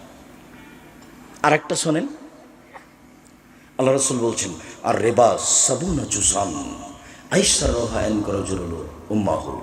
সুদের পাপের 70টি ভাগ আছে, ছোট থেকে বড়, বড় থেকে ছোট, ছোট থেকে বড়, বড় থেকে ছোট।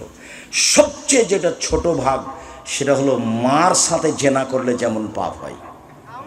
নেন এবার বের করেন, যত পাপ আছে। কারো ভাষা এরকম নয়। কেউ যদি মদ খায় 40 দিন ইবাদত কবুল হবে না, এই কথা, এটাই কথা। কেউ যদি মদ খায় 40 দিন আল্লাহকে নিজের দিকে করা যাবে না, এটাই কথা। কেউ যদি মদ খায় সে পাপ করলো মূর্তি পূজার মতো। সরস্বতী, ভগবতী, কালী, দুর্গা, লাত, উজ্জা এদের ইবাদত করলে যেমন পাপ হয়, মদ খেলে তেমন পাপ হয়। পাপ বড়, কিন্তু ভাষা এমন নয়। অবাক ভাষা। সুদ কি জিনিস? আব্দুল্লাহর বক্তব্য শুনতে হবে, সুদ কি জিনিস, তাহলে বোঝা যাবে। আমি একদিন বসেছিলাম, বক্তব্য দিচ্ছিল, তখন কথাটা বলল। তার আগে আমি বুঝতে পারিনি যে সুদ এইটা। টাকাকে নিজ গতিতে চলতে দিলে মানুষ শান্তি পাবে, টাকাকে নিজ গতিতে চলতে না দিলে মানুষের উপরে বিপদ নেমে আসবে, মানুষ নিঃস্ব হয়ে যাবে, টাকা পয়সা হারিয়ে ফেলবে। মুদ্রাকে নিজ গতিতে চলতে দিতে হবে। নিজ গতি মানে মুদ্রার নিজস্ব গতি হলো বিনিময়ে ব্যবহার হবে। আমি একটা টিস্যু বক্স নিয়েছি, বিনিময়ে কি দিয়েছি? টাকা। আমি 1 কেজি বেগুন কিনেছি, বিনিময়ে কি দিয়েছি? টাকা, এটা হলো টাকার নিজস্ব গতি, এটা মুদ্রার নিজস্ব গতি। তো নিজস্ব গতির উপরে জুলুম করবে যে, তার মানে কি টাকা দিয়ে টাকা নিবে, তখন টাকার নিজস্ব গতিতে থাকতে পাবে না, ওর উপরে জুলুম করা হবে। টাকা দিয়ে টাকা নিলে টাকার উপরে কি করা হবে? জুলুম করা হবে, তার নাম সুদ।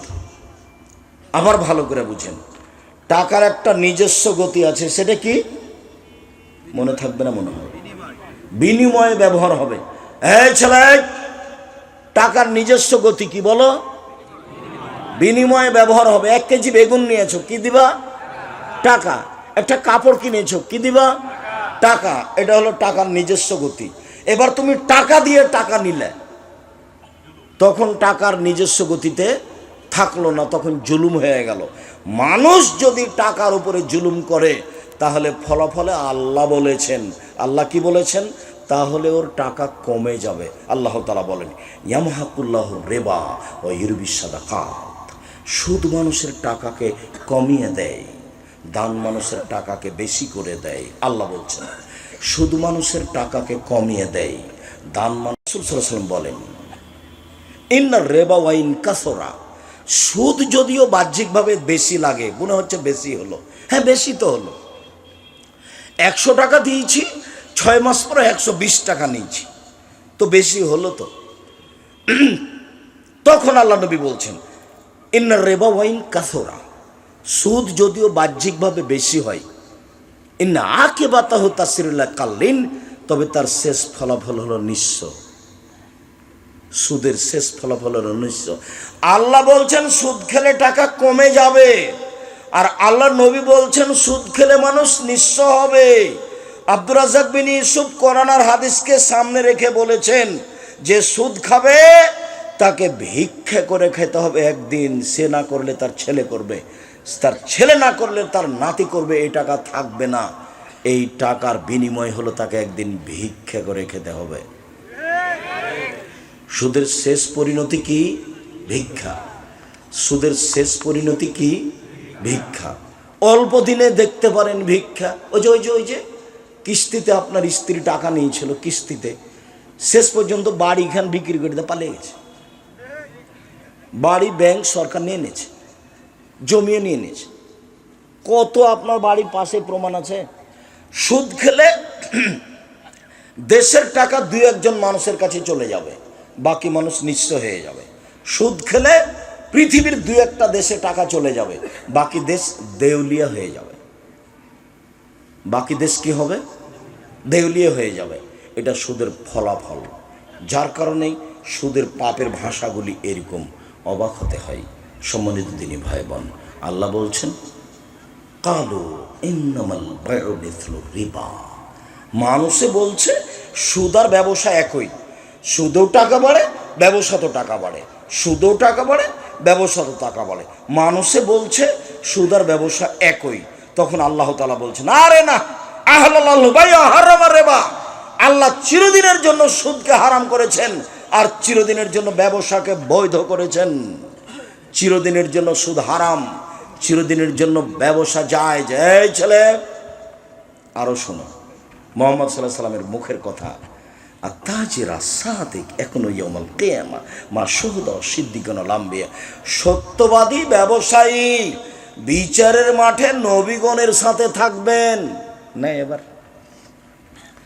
এদিক ওদিকে খেয়াল করেছিল, বুঝতে পারোনি। ওই সময়ে ইহুদি খ্রিস্টানেরা কি বলেছিল? ওরা বলেছিল সুদ আর ব্যবসা একই। ওরা কি বলেছিল? সুদ আর ব্যবসা একরকম। কেন? সুদেও টাকা বাড়ে, ব্যবসাতেও টাকা বাড়ে। তখন আল্লাহ এই কথাটা ঠেকিয়ে দিয়ে বললেন, পৃথিবীর মানুষ শুনে রেখো, সুদ চিরদিনের জন্য হারাম, ব্যবসা চিরদিনের জন্য হালাল। আল্লাহ বললেন, শুনুন, শুধু তাই নয়, আল্লাহ নবী বলছেন, মানুষ যদি ব্যবসাতে সত্যবাদী হয়, মিথ্যে কথা না বলে ব্যবসায়ী, তাহলে বিচারের মাঠে ও নবীর সাথে থাকবে। তাহলে কি সুদার ব্যবসা এক হলো? এখানে আল্লাহর নবী বললেন যে ব্যবসায়ী যদি সত্যবাদী হয় তাহলে কার সাথে থাকবে? নবীর সাথে থাকবে। আর ওখানে আল্লাহর নবী বললেন কেউ যদি 1 টাকা সুদ খায় তাহলে 36 বার জেনা করলে যত পাপ হবে 1 টাকা সুদ খেলে তার চেয়ে বেশি পাপ হবে। আবার বললেন যে সুদের ছোট পাপটা হলো মায়ের সাথে জেনা করলে যেমন পাপ হয়। কেমন ভাষা দেখেন তো, কত ভারী। মায়ের সাথে জেনা করলে যেমন পাপ হয়, কোনো পাপের এরকম ভাষা নেই। মানুষকে হত্যা করা মহাপাপ, ভাষা এমন নয়। এতিমের টাকা পয়সা খেয়ে নেওয়া মহাপাপ, ভাষা এমন নয়। মানুষের জমি জোর করে দখল করা মহাপাপ, ভাষা এমন নয়। মানুষকে গালি দেওয়া মহাপাপ, ভাষা এমন নয়। মা বাপ মায়ের অবাধ্য চলা মহাপাপ, ভাষা এমন নয়। মিথ্যে সাক্ষী দেওয়া মহাপাপ, ভাষা এমন নয়। ভাষা সবচেয়ে ভারী কঠিন কোন পাপের? সুদের পাপের। বিবাহিত ছেলে মেয়ে যদি জেনা করে তাহলে তাকে ইট ঢেল পাথর দিয়ে মেরে মেরে মেরে ফেলতে হবে। অবিবাহিত ছেলে মেয়ে যদি জেনা করে তাহলে 100 লাঠি পিটিয়ে তাকে এলাকা থেকে তাড়িয়ে দিতে হবে। জেনার গতিবিধি ভিন্ন, ওর সাথে কোনো পাপের বাস্তবতার মিল নাই। কেউ যদি জেনা করে বিবাহ না করার আগে তাহলে তাকে 100 লাঠি পিটিয়ে এলাকা থেকে 1 বছরের জন্য তাড়িয়ে দিতে হবে। এমন কোনো পাপ নাই যার বিধান এরকম। আবার বিবাহ করার পরে যদি কেউ জেনা করে তাহলে তাকে ইট ঢেল পাথর দিয়ে মেরে মেরে মেরে ফেলতে হবে। এদেশের লাখো ভাবিকে ইট ঢেল পাথর দিয়ে মেরে ফেলতে হবে যারা দেবরের সাথে জেনায় লিপ্ত হয়েছে। এদেশের লাখো দুলাভাইকে ইট ঢেল পাথর দিয়ে মেরে ফেলতে হবে যারা সেলিকার সাথে জেনায় লিপ্ত হয়েছে। এদেশের লাখো পুরুষকে ইট ঢেল পাথর দিয়ে মেরে ফেলতে হবে যাদের স্ত্রী থাকা সত্ত্বেও অন্য মহিলার সাথে জেনায় লিপ্ত হয়েছে। এদেশের লাখো নারীকে ইট ঢেল পাথর দিয়ে মেরে ফেলতে হবে সরকারিভাবে যাদের স্বামী থাকা সত্ত্বেও অন্য পুরুষের সাথে জেনায় লিপ্ত হয়েছে। পাপের জগতে এমন কোনো পাপ নেই যেটা এমন হতে পারে 3 শ্রেণীর মানুষকে হত্যা করতে হয়, তার 2 শ্রেণীর মানুষের বাঁচার পথ আছে। আশহাদু আল্লা ইলাহা ইল্লাল্লাহ, আমি সাক্ষ্য দিচ্ছি আল্লাহ ছাড়া কোনো মাবুদ নাই। ওয়া আশহাদু আন্না মুহাম্মদ রাসূলুল্লাহ, আমি সাক্ষ্য দিচ্ছি মুহাম্মদ আল্লাহ রাসূল। এরকম সাক্ষী দেওয়ার লোককে হত্যা করা যায় 3টা পাপের কারণে, তবে 2টা পাপের কারণে বাঁচা যায়। এক, বলছে আমি কোরআন মাজিদ মানি না, তাহলে তাকে সরকারিভাবে হত্যা করতে হবে, তার নাম মুরতাদ। এক, বলছে গাভীর দুধ হারাম, তাহলে তাকে হত্যা করতে হবে সরকারিভাবে। এক, বলছে যে মদ হালাল, তাকে হত্যা করতে হবে সরকারিভাবে, তবে আর বাঁচার পথ আছে। একে ফাঁসির মঞ্চে নিয়ে যাওয়া হয়েছে, ফাঁস টান টান, তখন বলছে ভুল হয়েছে ভুল হয়েছে ভুল হয়েছে, কোরআন মাজিদে আল্লাহর বিধান, কোরআন মাজিদে আল্লাহর বিধান, আমার ভুল হয়েছে। তাকে ফাঁস থেকে নামিয়ে নিতে হবে, আর ফাঁসি হবে না। এ দেখেন বেঁচে গেল। 2, কেউ যদি কাউকে হত্যা করে, আমি যদি আপনার ছেলেকে হত্যা করি তাহলে আপনি আমার কেসাস নিয়ে নেবেন, আমাকেও হত্যা করতে হবে সরকারিভাবে। এখন আমাকে হত্যা করার জন্য ফাঁসির মঞ্চে নিয়ে যাওয়া হয়েছে, ফাঁস গলায় দেওয়া হয়েছে, কিন্তু আপনার বাপ মা বলছে যাক যাক যাক আমরা মাফ করে দিলাম, আমরা কেসাস নিব না, আমরা মাফ করে দিলাম, আমরা কেসাস নিব না। তাহলে আপনাকে কি করতে হবে? নামিয়ে নিতে হবে। 3, বিবাহ করার পরে যদি কেউ জেনায় লিপ্ত হয়, পৃথিবীর এমন কোনো পথঘাট নাই তাকে বাঁচানো যেতে পারে। আপনার বিচার হলো না, আপনি তওবা করলেন, পাপ ক্ষমা হয়ে যাবে ইনশাল্লাহ, সেটা ভিন্ন কথা। তার দয়া ভিন্ন, ফেরাউনকে মাফ করতে পারে সেটা ভিন্ন কথা। কিন্তু আপনাকে এইটা জানতে হবে, অন্তত আপনি বেঁচে থাকার কোনো সুযোগ রাখেন না, এটা আপনাকে মনে রাখতে হবে। 1 মিনিট, এই ছেলে 1 মিনিট, যা তোমরা তুমি গামে দিয়ে, গামেদ সম্প্রদায়ের একজন মহিলা আসলো, এসে আল্লাহ রসুলকে বলছেন তাহিরনি ইয়া রাসূলুল্লাহ, আল্লাহ রসুল আমাকে পবিত্র করেন। তখন আল্লাহ রসুল বলছেন ইরজিই, বাড়ি ফিরে যাও, আস্তাগফিরুল্লাহ, আল্লাহর নিকটে ক্ষমা চাও, ওয়া তুবি ইলাইহি, তওবা করো। তখন মহিলাটি বলছে আতুরাতেদনি কামার দাদা মাইজুবনুল মালিক। ও, মাইজুবনুল মালিকের বিচার না করে তাকে ফিরিয়ে দিয়েছিলেন, সেভাবে আপনি আমাকে ফিরিয়ে দিতে চাচ্ছেন? অন্না হবলামিনা জেনা, আমার পেটে অবৈধ সন্তান আছে, আমি ফিরে যেতে রাজি নই, বিচার করে দিতে হবে। দেখেন ইসলামী নিয়ম কেমন। আল্লাহ রাসূল বলছেন ইরজেই হাত্তা তালেদি, বাড়ি ফিরে যাও, যেদিন বাচ্চা হবে সেদিন আসো, বিচার করে দেব। মহিলা বাড়ি চলে গেল। মুসলিম হাদিস গ্রন্থে এসেছে যেদিন বাচ্চা প্রসব হয়েছে সেদিনে একটা ন্যাকড়ায় জড়িয়ে নিয়ে এসে বলছে, এ দেখেন বাচ্চা প্রসব হয়েছে, বিচার করে দেন। তখন আল্লাহ রাসূল বাচ্চার দিকে লক্ষ্য করে বলছেন ইরজেই, বাড়ি ফিরে যাও, ফরদি হে, বাচ্চাকে দুধ খাওয়াও, হাত্তা তাফতেমি হে, বাচ্চা যেদিন দুধ ছেড়ে দেবে সেদিন আসছে বিচার করে দেব। মহিলা বাচ্চা নিয়ে চলে গেল। 2 বছর বাচ্চাকে দুধ খাওয়ালো। 2 বছর পরে বাচ্চা নিয়ে বিচারালয়ে উপস্থিত। বাচ্চার হাতে তখন একটা রুটি রয়েছে, রুটি প্রমাণ করে বাচ্চা খাদ্য খেতে পারে। ফাওয়াসাদহু বিয়াদির মুসলিমিন। আল্লাহ নবী বলেন, এই শোনো, এই বাচ্চাটা তুমি না, লালন পালন করিও। একজন মুসলমান হাতে দিয়ে দিলেন। তারপরে বলেন সঙ্গী সাথী, এই যাবো বেহা, একে মাঠে নিয়ে যাও, ওয়াহফিরুল্লাহ আলা সাদরিহা, মাঠে নিয়ে গিয়ে গর্ত খুঁড়ে বুক পর্যন্ত মাটিতে পুঁতে দাও। ফারজেমুহা, চতুর্দিক থেকে ইট ঢেল পাথর মেরে তাকে বিদায় করো দুনিয়া থেকে। ও বিচার চাইতে না আসলে আল্লাহ রাসূল আর বিচার করতেন না। তোমরা মাঠে নিয়ে যাও, গর্ত খুঁড়ো, বুক পর্যন্ত মাটিতে পুঁতে দাও, চতুর্দিক থেকে ইট ঢেল পাথর মেরে তাকে বিদায় করো। খালিদ বিন ওয়ালিদ বলছেন, গর্ত খুঁড়লাম, বুক পর্যন্ত মাটিতে পুঁতে দিলাম, চতুর্দিক থেকে ইট ঢেল পাথর মারতে লাগলাম, আমি একটা পাথর তার মুখের উপরে মারলাম। খালিদ, পাথরটা মুখে লেগে মুখ ফেটে রক্ত ছিটে খালিদের গায়ে লাগলো। খালিদ তাকে গালি দিয়ে বসলেন, ছি ছি ছি ছি ছি, একজন জেনাকারিনী মহিলার গায়ের রক্ত আমার গায়ে লাগলো। এইভাবে বলতে আল্লাহ রাসূল বলেছেন, মালে না খালিদ, খালিদ থামো, গালি দিও না, লাগা তাওবাত তাওবাতান লাউ তাও সাহেব মাকসিল্লাহ গফের আল্লাহ। এ মহিলা এত তওবা করেছে, এ মহিলা এত ক্ষমা চেয়েছে, এ মহিলা এত তওবা করেছে, এ মহিলা এত ক্ষমা ভিক্ষা চেয়েছে। যে বড় থেকে বড় পাপী যদি এমন তওবা করে তাহলে তার পাপ ক্ষমা করা হবে। খালিদ শোনো, এর তওবা যদি মদিনার সব পাপীকে ভাগ করে দেওয়া হয় সবার পাপ ক্ষমা হয়ে যাবে। তার মানে আল্লাহ রাসূল বললেন যে তার পাপ ক্ষমা হয়ে গেছে। তিনি জানাজা দিলেন, তিনি কাফন দাফন করলেন, তো তিনি বলতে পারলেন না যাও তোমার বিচার হবে না, বাড়ি চলে যাও। এই কথা তিনি বলতে পারলেন না। দুঃখিত। সম্মানিত তিনি ভাই বোন, বিবাহের পরে জেনা ভিন্ন ধরনের শাস্তি, ভিন্ন ধরনের পাপ। পৃথিবীর এত বড় মানুষ, পৃথিবীর সবচেয়ে পাওয়ারফুল মানুষ মুহাম্মদ সাল্লাল্লাহু আলাইহি সাল্লাম, এত বড় পাওয়ারফুল মানুষ আল্লাহ পৃথিবীতে কাউকে সৃষ্টি করেননি। জান্নাতের গেটে বড় অক্ষরে লেখা আছে, সর্বপ্রথমে যিনি প্রবেশ করবেন তিনি হলেন মুহাম্মদ সাল্লাল্লাহু আলাইহি সাল্লাম। বিচারের মাঠে আল্লাহর সামনে কেউ কথা বলতে পারবেন না, এমনকি ইব্রাহিম আলাইহিস সালাম বলতে পারবেন না আমার যে কি হয় তা আমি নিজেই বুঝি না, এ বলে একটার পর একটা সবকে সরিয়ে দেবেন। মুহাম্মদ সাল্লাল্লাহু আলাইহি সাল্লাম কথা বলতে সক্ষম হবেন, মুহাম্মদ সাল্লাল্লাহু আলাইহি সাল্লাম কথা বলতে সক্ষম হবেন, এ কথা তিনি বলেও গেছেন। এত বড় পাওয়ারফুল মানুষ একটু বলতে পারলেন না যাও তোমার পাপ ক্ষমা হয়ে গেছে, তোমার আর বিচার হবে না, এই কথা বলতে পারলেন না কেন? ওপর থেকে ফাইসালা আছে, বিবাহ করার পরে জেনায় লিপ্ত হলে তাকে ইট ঢেল পাথর দিয়েই মেরে ফেলতে হবে। এটাই হলো তার দুনিয়াবি ফাইসালা। পরকালে তার জান্নাতও হতে পারে, পরকালে তার জাহান্নাম হতে পারে। সম্মানিত দিনী ভাই বোন, এই পাপ হলো সুদের পাপ।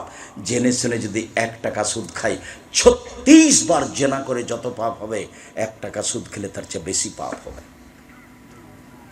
সুদের পাপের 70টি ভাগ রয়েছে, বড় থেকে ছোট, ছোট থেকে বড়।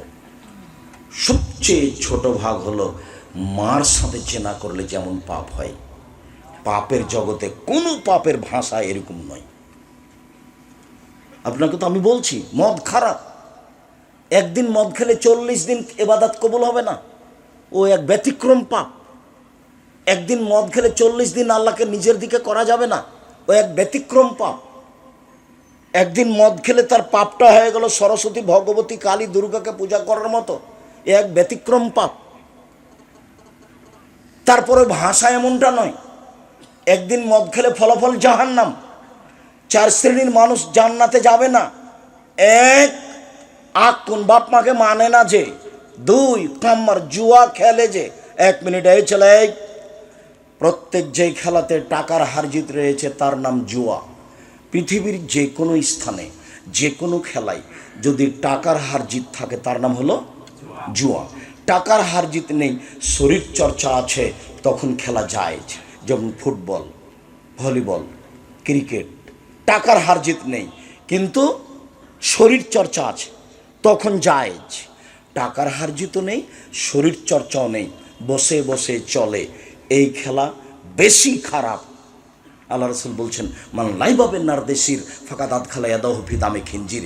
কেউ যদি চৌসার, ছক্কা, লুডু, দাবা, পাঞ্জা, ক্যারাম বোর্ড, তাস, গেমস, এরকম খেলা পৃথিবীতে আরও যত জন্ম নিয়েছে, আরও যত জন্ম নিবে, বসে বসে চলে, শরীর চর্চা হয় না, বসে বসে চলে, অন্য কাজ হয় না, এই খেলাতে যদি কেউ অংশগ্রহণ করে, সে তার হাতকে শরীর শুকুরের রক্তের মধ্যে ডুবিয়ে দিল।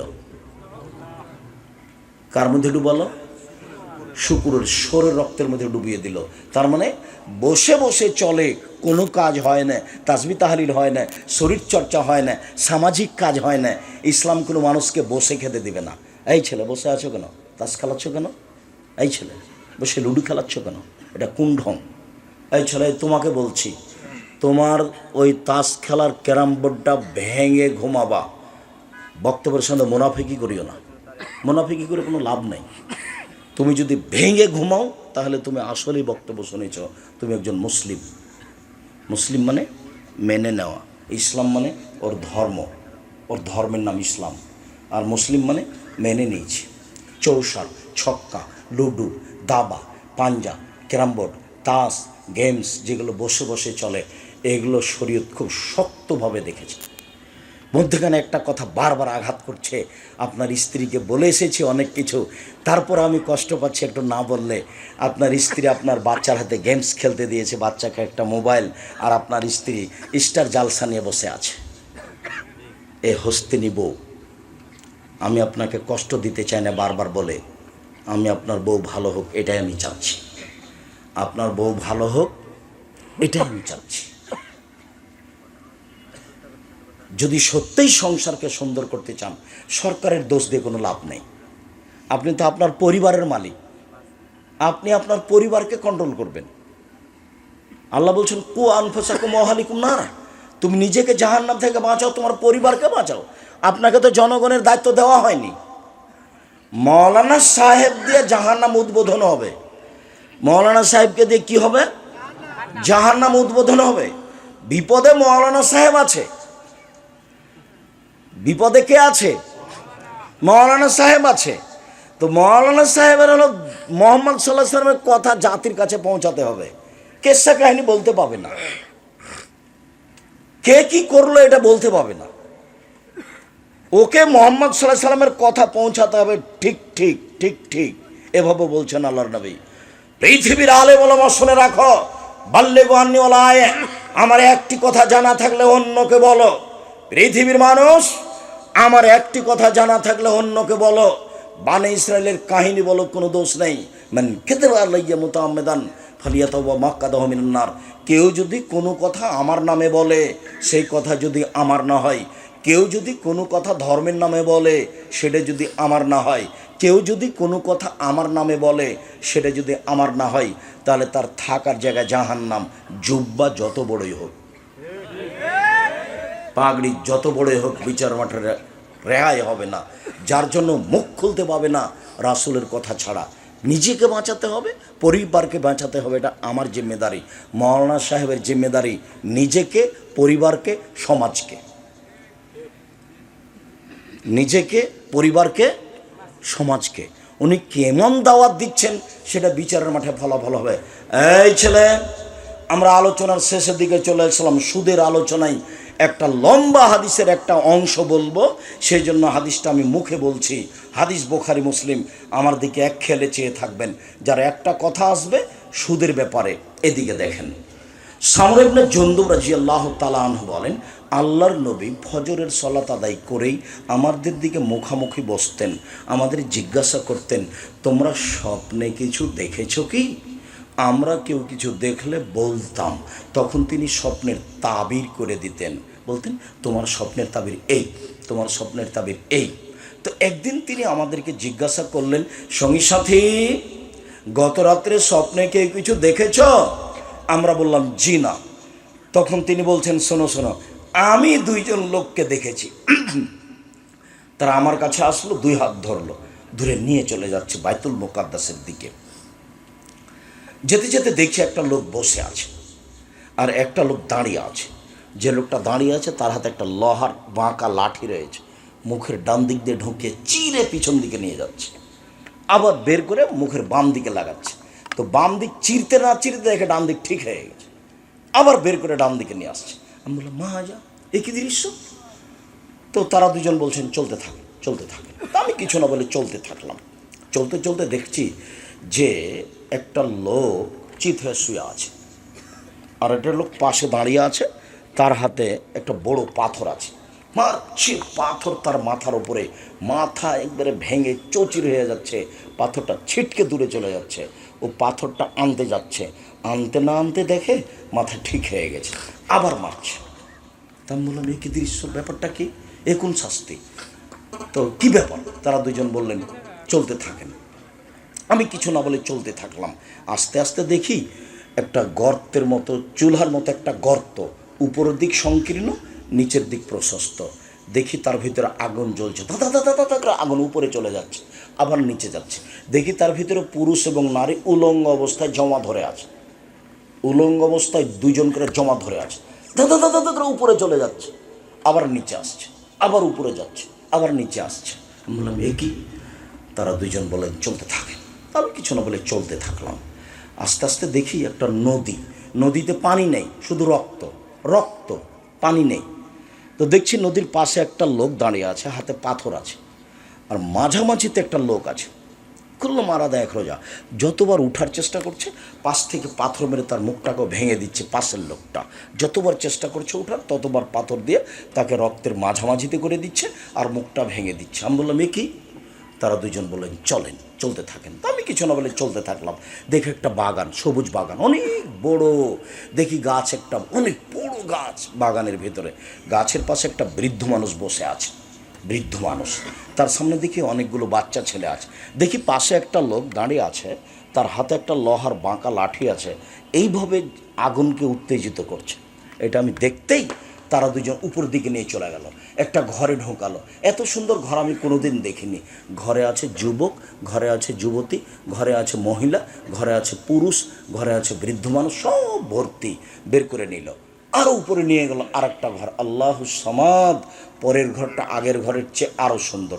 দেখি এখানে যুবক আছে আর বৃদ্ধ মানুষ আছে। আমি বললাম এই শোনো, এতক্ষণ যা দেখলাম বলে দাও, কি দেখলাম? কালা। তারা দুজন হ্যাঁ সব বলে দেবো। শোনেন, ওই যে প্রথম লোকটাকে দেখলেন না, ডান দিক দিয়ে, মুখের ডান দিক দিয়ে বাঁকা লোহার লাঠি ঢুকিয়ে চিরে ফেলা হচ্ছে। ফারাজুলুন কাযযাব, ও মিথ্যা কথা বলতো। ইফালু বিহি ইয়াউমিল কিয়ামা, যতদিন পর্যন্ত জাহান্নাম জান্নাত বিচার না হচ্ছে ততদিন পর্যন্ত তার এই শাস্তি হতে থাকবে। মিথ্যে কথা থেকে বিরত থাকতে হবে। আল্লাহ নবী বলছেন পৃথিবীর মানুষ শুনে রেখো, কেউ যদি মজাক করে হলেও মিথ্যে না বলে, আমি মুহাম্মদ সাল্লাল্লাহু আলাইহি ওয়াসাল্লাম তাকে একটা জান্নাতে ঘর নিয়ে দিব। মজাক করে হলে মিথ্যে না বলে, যে মিথ্যে বলবে তার শাস্তি এই। তারপরে যে আপনি দেখলেন পাথর দিয়ে একজন মানুষের মাথা ভেঙে দেওয়া হচ্ছে, উনি হচ্ছেন মাওলানা মানুষ, ইলম অনুযায়ী আমল করেননি, রাতে কোরআন তেলাওয়াত করেননি। মাওলানা সাহেব বড় বিপদে, এই কারণে তার মাথাকে ভেঙে দেওয়া হচ্ছে। তারপরে যে আপনি দেখলেন চুলার মতো একটা গর্ত, ধাঁধা ধাঁধা ধাঁধা করে আগুন জ্বলছে, উপরে যাচ্ছে নিচে নেমে আসছে। এই পুরুষ এবং নারী উলঙ্গ হয়ে জমা ধরে আছে, দাদা করে উপরে উঠে যাচ্ছে, আবার নিচে নামে আসছে। এ হলো ব্যভিচারণী, জেনায় লিপ্ত থাকতো। বোঝা গেল না কথা মনে হয়? আমি এখানে আর একটা বাক্য ব্যবহার করি। আল্লাহ নবী আর একদিন বলছেন, আমি ঘুমিয়ে আছি, দুইজন লোক আসলো, এসে আমার দুই হাত ধরে নিয়ে চলে গেল। হঠাৎ দেখি মানুষ অনেক ফুলে ফেঁপে খুব উঁচু উঁচু হয়ে আছে, দুর্গন্ধে টিকা যায় না। মনে হচ্ছে ওরা গণশৌচাগার, মনে হচ্ছে ওরা গ্রামের টয়লেট, মনে হচ্ছে ওরা গণশৌচাগার। মনে হচ্ছে ওরা গ্রামের টয়লেট। আমি বললাম, জিব্রাইল এরা কে? তখন জিব্রাইল বলছে, অহমুজোনাতা জাওয়ানি, এরা হলো ব্যভিচার নেই। এই ছেলে মনে থাকবে? জমা ধরে আগুনে জ্বলছে, এরা কারা? ব্যভিচার নেই। আর একটা বর্ণনায় আল্লাহ নবী বলছেন যে খুব স্বাস্থ্য মোটা হয়ে আছে, দুর্গন্ধে টিকা যায় না, এরা কারা? ব্যভিচার নেই। এইখানে আল্লাহ নবী একটা কথা বলেছেন যে যারা ব্যভিচার মহিলা, ওদের লজ্জা স্থানের গন্ধে জাহান্নামী টিকতে পারবে না। যদিচ ওই সূত্রের একটা দুর্বলতা পেশ করা আছে, কিন্তু তিনি এই কথা বলেছেন। তারপরে যে আপনি দেখলেন না, একটা লোক রক্তের নদীতে পড়ে আছে, নদীতে পানি নাই, যতবার উঠার চেষ্টা করছে ততবার তার মুখের উপরে পাথর দিয়ে তার মুখটা ভেঙে দেওয়া হচ্ছে। আকেলুর রেবা, ও হলো সুদখোর। এটা হলো আমাদের আলোচনার সাথে সম্পৃক্ত কথা, হাদিস বুখারী। যার মুখকে, যে লোকটা রক্তের নদীতে পড়ে আছে, পাথর দিয়ে মুখ ভেঙে দেওয়া হচ্ছে, কে? সুদখোর। বিচারের দিন পর্যন্ত এভাবে শাস্তি হতে থাকবে। এই ছেলে, এক টাকা সুদ খেলে 36 বার জেনা করে যত পাপ হবে, 1 টাকা সুদ খেয়ে তার চেয়ে বেশি পাপ হবে। 2, সুদের পাপের 17টি ভাগ রয়েছে, ছোট ভাগ হলো মার সাথে জেনা করলে যেমন পাপ হয়।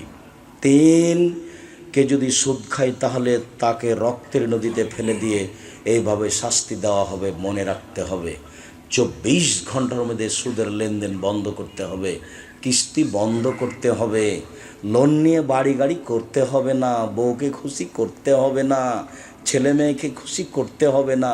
আল্লাহ নবী দিন রাত বলতেন, আউযু বিকা মিনাল মাসামি ওয়াল মাগরাম, আমি তোমার কাছে বাঁচতে চাই বড় পাপ হতে, তোমার কাছে বাঁচতে চাই ঋণ কর্জ হতে, তোমার কাছে বাঁচতে চাই বড় পাপ হতে, তোমার কাছে বাঁচতে চাই ঋণ কর্জ হতে।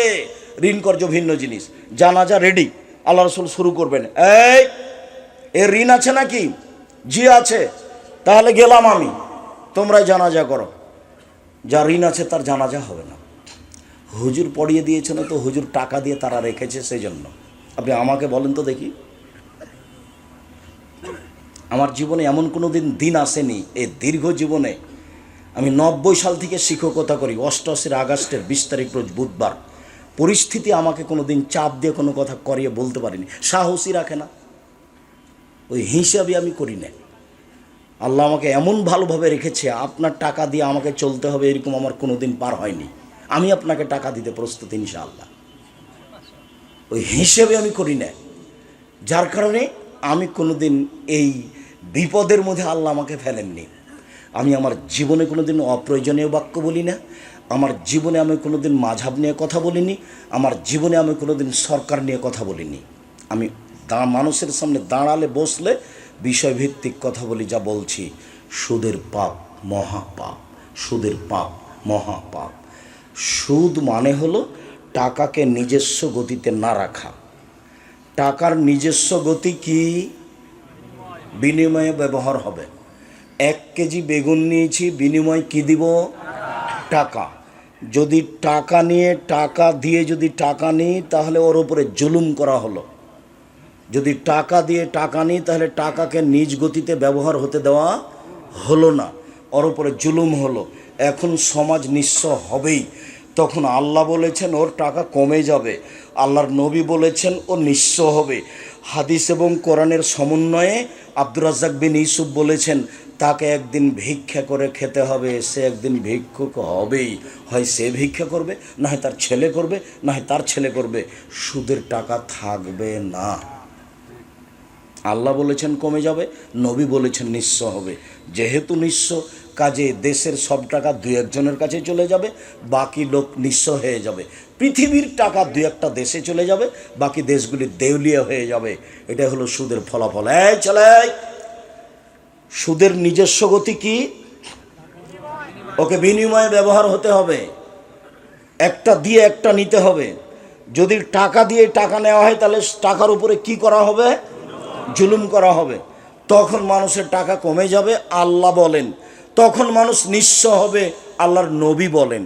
সমন্বয়ে বলা হয়েছে যে একদিন তাকে ভিক্ষা করে খেতে হবে, হয় সে করবে, না হয় তার ছেলে করবে, না হলে তার নাতি করবে। এই টাকা থাকবে না।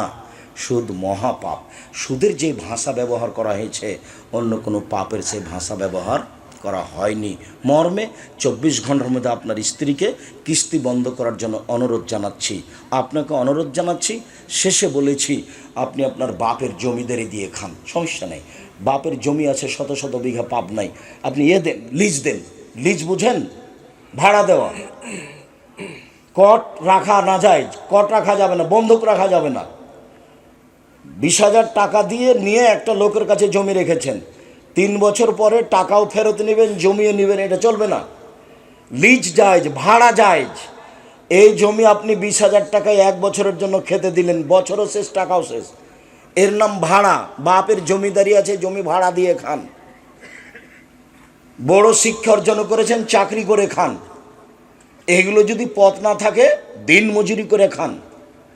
শ্বশুরের বিয়ের কাছে টাকা নেবে না, এই ছেলে শ্বশুরের কাছে যৌতুক নেবা না। ভিক্ষা করে টাকা দিয়ে, ভিক্ষা করা টাকা দিয়ে চাউল কিনে ভাত খেয়ে ইবাদত কবুল হবে। ভিক্ষা করা টাকা দিয়ে চাউল কিনে ভাত খেয়ে ইবাদত কবুল হবে। শ্বশুরের কাছে টাকা নিয়ে, যৌতুক নিয়ে, সেই টাকা দিয়ে চাউল কিনে ভাত খেয়ে ইবাদত কবুল হবে না। দেখি কোন মায়ের বেটা উল্টে ধরতে পারে। এই যে বললাম 26 বছর থেকে তোমাকে মোটরসাইকেল দিয়েছে, শরম পাও না? একটু লজ্জা হয় না? বছর শেষে তুমি বলবা, আব্বা আমি গরিব মানুষ, দিন মজুরি করে খাই, আপনি আমার শ্বশুর সম্মানী মানুষ, মেয়ে লালন পালন করে আমার হাতে দিয়েছেন, আমি কি উপকার করতে পারি? এই যে একটা লুঙ্গি দিলাম। বছর শেষে শ্বশুরকে উপহার দিও, এটা তোমার মানবতা। কেন তুমি বললে টাকা কর্জ নিলে অন্যের কাছে নিও? শ্বশুরের কাছে টাকা নিয়েছো কেন? বাপ বেটা ভিক্ষা করে খাবা। ভিক্ষা করে খাবা কেন? দিন মজুরি করে খাবা। আব্দুর রাজ্জাক সাহেব যেটা একবারে নিচে নামিয়ে দিয়েছে, সেটা মূলত কষ্ট দেওয়ার জন্য, সেটা মূলত মনে রাখার জন্য। ভিক্ষা করে খাবো কেন আব্দুর রাজ্জাক সাহেব? কাজ করে খাবো। আমিও বলছি কাজ করে খান, অত হিসাব কিতাব লাগবে না। সন্ধ্যা হলে 500 টাকা পাবো, চাউল কিনবো, 2 জন মিলে ছেলে মেয়ে নিয়ে খাবো, বাস শেষ। কাজ করে খান। যৌতুক হারাম। কা পুরুষ পিতে টাকা নিয়েছেন কেন? এই ছেলে, তোমরা বাপের মুখের দিকে দেখো, দেখো তোমার বাপের মুখ কালো হয়ে আছে। বাপটা ভিক্ষা করে খাও। যদি তোমাকে গ্রামে ভিক্ষা না দেয়, পাবনা ট্রেন স্টেশনে যাও, পাবনা বিমানবন্দরে যেতে যাও, তোমার ওই বাস টার্মিনালে যাও, ভিক্ষা করে খাও। মানুষের কাছে টাকা নিবে কেন? শ্বশুরের কাছে টাকা নিবে কেন? যৌতুক নেবে কেন? যৌতুক চিরদিনের জন্য হারাম। টাকা দিয়ে বিবাহ করতে হবে। আমি আব্দুর রাজ্জাক বিন ইউসুফ, আমার কাছে টুটা ফাটা যা বিদ্যা আছে, এমন কোনো দিন হাদিস পেশ করতে পারিনি যে হাদিস দিয়ে বোঝা যায় যে মেয়ের বাপের 10টা টাকা খরচ হবে, এরকম বোঝা যায় না। সব টাকা খরচ হবে ছেলের বাপের। অলিমা ছেলের বাপের, কাপড় চুপড় ছেলের বাপের, মোহর ছেলের বাপের, সব ছেলের বাপের, সব কিছু। পাল্টা টাকা দিয়ে আসতে হবে মেয়ের বাপকে, মেয়েকে, তার নাম মোহর। ওখান থেকে কিছু পাওয়ার সুযোগ নাই। সব সামাজিক নীতি একবারই উল্টা। পাবনা জেলার বিবাহের এমন কোনো নিয়ম নীতি নাই যেটা জায়েজ, সবটাই না জায়েজ। তার মধ্যে সারা দেশ জুড়ে যেটা না জায়েজ, সেটা হলো কাজী সাহেবের খাতাতে সাক্ষীর জায়গাতে আছে 4 জন। এই ছেলে, 4 জন সাক্ষী লাগে কি প্রমাণ করতে? জেনা প্রমাণ করতে। ওই খাতা চলবে না। পক্ষে কোনো সাক্ষী লাগে না। বিবাহটা বৈধ হওয়ার জন্য 2 জন সাক্ষী, বাস, কোনো পক্ষ নেই। বিবাহটা বৈধ হওয়ার জন্য বাপ, বাস, উকিল বাপ চলবে না। উকিল বাপ চিরদিনের জন্য হারাম। এটা তো পাপ না, একটু সহজ আছে। বিবাহের দিন ওর জ্যাঠকে উকিল করেছে, ওর বড় ভাই লোকটার, ঠিক আছে, দাদা উকিল, 5 মিনিটের জন্য। কিন্তু চট্টগ্রামে যারা উকিল বাপ হয়েছে, সেদিন থেকে সেই হলো বাপ। ওই মেয়ের বাড়ি যাবে, ও হচ্ছে সেদিন থেকে মেয়ে আবার বাপের বাড়ি আসবে। এবারে অবাক ধর্ম। আর যদি এটা রংপুর, দিনাজপুর, লালমিরহাট, নীলফামারী, কুড়িগ্রাম, পঞ্চগড়, ঠাকুরগাঁও হয়, তাহলে আরো অবাক লাগে দেখতে। মানে বিবাহের বৈঠকে ছেলেটা এভাবে বসে থাকবে, মুখে রুমাল দিয়ে কথা বলতে পারবে না। আমার শ্বশুর বাড়ি রংপুর গাইবান্ধা। আমি যখন বিবাহের বৈঠকে কথা বলেছি তখন আমার মামা শ্বশুর লাফ দিয়ে উঠেছে, বলছে বিবাহ তুলে দাও, বিবাহ উঠিয়ে দাও। আরে ছেলে কেন কথা বললে, বিবাহ রাখা যাবে না। আমার শাশুড়ি সব কিছু জানে, আমার শ্বশুর সব চুপচাপ থাকবে। আমার মামা শ্বশুর একবারে উঠে ব্যাগ বচ্চা নিয়ে বাড়ি চলে গেল। মোহর দিব আমি, কথা বলবেন আপনি, আবার কোন কথা। আবার 1 মিনিট, চ্যাংড়া ছুল্লু এমাম সাহেব সবাই মিলে মেয়েটার কাছে গেছে ঘরে বিবাহ পড়াতে। মেয়ের কাছে বিবাহ পড়াতে হবে না। ওখানে বলছে অমুক নেবাসে অমুক এত নগদ এত বাকিতে তোমাকে বিবাহ করতে এসেছে, তুমি তাকে স্বামী সত্ত্বে কবুল করো। ও তখন বলে কবুল করলাম। 3 বার হলো। এইবার এতগুলো লোক, যেখানে বর বসে আছে আরও 5 জন বসে আছে, এখানে এসে দাঁড়ালছে। তখন বসে থাকা লোকগুলো বলছে আপনারা কে? তখন এরা বলছে আমরা এই বিবাহের উকিল। তারপর বলছে মেয়ে কবুল করেছে? জি করেছে। আপনারা শুনেছেন? জি শুনেছি। তাহলে আপনারা বসেন। তখন লোকগুলি বসে। মনে হচ্ছে হিন্দুদের বিবাহ লেগেছে, কলার গাছের চতুর্দিকে ঘুরবে, ধর্ম পাগল হয়ে গেছে। ধর্ম রাজশাহী চাঁপানেগঞ্জের হাওয়াই লাড্ডু, दोनों हाथ में लड्डू है जो चाहे इसको खा ले, जो चाहे इसको छोड़ दे। বাউল হিসাব। বিবাহ একজনের কথা দিয়ে চলে, যার নাম মোহাম্মদ সাল্লাল্লাহু আলাইহি সাল্লাম। আগে খুতবা হবে, মেয়ের বাপের সামনে খুতবা হবে। খুতবা শেষে মেয়ের বাপ নিজে বলবে, মেয়ের এখানে যাওয়ার, মেয়ের কাছে যাওয়ার কোনো সুযোগ নাই। প্রয়োজনে মেয়ের বাপ গিয়ে বলবে আম্মু বিবাহ পড়াতে যাব। চুপ থাকে, আসেন, যান, আসেন। কেঁদে উঠে বিবাহ পড়াতে হবে না। ছেলে যত বড় চাকরিজীবী হোক, চুপ থাকে, আসেন, বিবাহ পড়াতে যান, যান, ঠিক আছে আব্বু যান। এখন আপনি বলবেন আমার মেয়ে খালেদা এত টাকা নগদ, এত টাকা বাকিতে তোমার সাথে বিবাহ বন্ধনে আবদ্ধ হতে রাজি, তুমি তাকে স্ত্রী হিসেবে কবুল করো। ও তখন বলবে কবুল করলাম। 2 জন সাক্ষী শুনবে, এর নাম বিবাহ। গুরুত্বপূর্ণ কথা 3 বার বলতে হয়। আবার বলবে আমার মেয়ে খালেদা এত টাকা নগদ, এত টাকা বাকিতে তোমার সাথে বিবাহ বন্ধনে আবদ্ধ হতে রাজি, তুমি তাকে সেই স্ত্রী হিসেবে কবুল করো। ও বলবে কবুল করলাম। 2 জন সাক্ষী শুনবে, এর নাম বিবাহ। এখানে কোনো অলিমা হবে না। বউ নিয়ে যেতে হবে, বাসর ঘর সাজাতে হবে, ওর মা সাজাবে, ওর খালা সাজাবে, ওর ফুফু সাজাবে, ওর বোন সাজাবে, চাচাতো বোন নয়, ভাবিরে নয়। বাসর ঘর সাজাতে হবে, এই কথাই ঠিক। খাওয়া পানির ব্যবস্থা করতে হবে, এই কথাই ঠিক। সুন্দর করে ঘর সাজাতে হবে, এই কথাই ঠিক। বউটাকে সুন্দর করে সাজাতে হবে, এই কথাই ঠিক। আয়েশা রাদিয়াল্লাহু আনহা বলছেন আমাকে খুব সুন্দরী করে সাজানো হলো, আমি বুঝতে পারছিলাম না ব্যাপারটা কি, আমাকে এভাবে সাজানো হচ্ছে কেন। আমার মা আমাকে ডাকলো আয়েশা, আমি দৌড়িয়ে আসলাম। আমার বান্ধবীদের সাথে আমি দোলনায় খেলাচ্ছিলাম, দৌড়িয়ে আসলাম। আমার মুখে হাতে কিছু বালু টালু লেগেছিল, দোলাবালি, এটা আমার মা মুছে দিলেন। আনসারীদের মহিলাদের কাছে নিয়ে গেলেন, আমাকে সুন্দরী করে সাজালেন। তারপরে আমার মা সাথে নিয়ে যেয়ে সকাল 8টার দিকে আল্লাহ রাসূল যে ঘরে ছিলেন সেই ঘরে আমাকে রেখে চলে আসলেন। বিষয়টা আমি বুঝতে পারলাম না ব্যাপারটা কি, আমি তো কোনো দিন এরকম দেখিনি। তো বিবাহ হয়েছে 6 বছর বয়সে, এটা তিনি জানেন। এখন তার বয়স 9 বছর। দেখি ঘরে কেউ নেই, ব্যাপারটা কি, আমি তো রাসূল সাল্লাল্লাহু আলাইহি সাল্লামকে এরকম কোনো দিন দেখিনি। একটু পরে একজন মহিলা শরবতের গিলাস নিয়ে ঢুকলো। আসমা বিনতে ইয়াজিদ, মানে বাসর ঘরে মিঠাই কিছু ব্যবস্থা করতে হবে। গিলাসটা রাসূলের হাতে দিল, তো রাসূল নিয়ে একটু পান করলেন, দিয়ে আমার হাতে দিচ্ছেন। তা আমি গিলাসটা নিতে লজ্জা পাচ্ছি। তখন আল্লাহ রাসূল বলছেন আই না গিলাস না। তো আমি গিলাসটা নিলাম, আমি একটু পান করলাম, আবার আসমার হাতে দিলাম, আসমা একটু পান করলো, তারপর চলে গেল। তারপর আমাদের সাংসারিক জীবন শুরু হলো।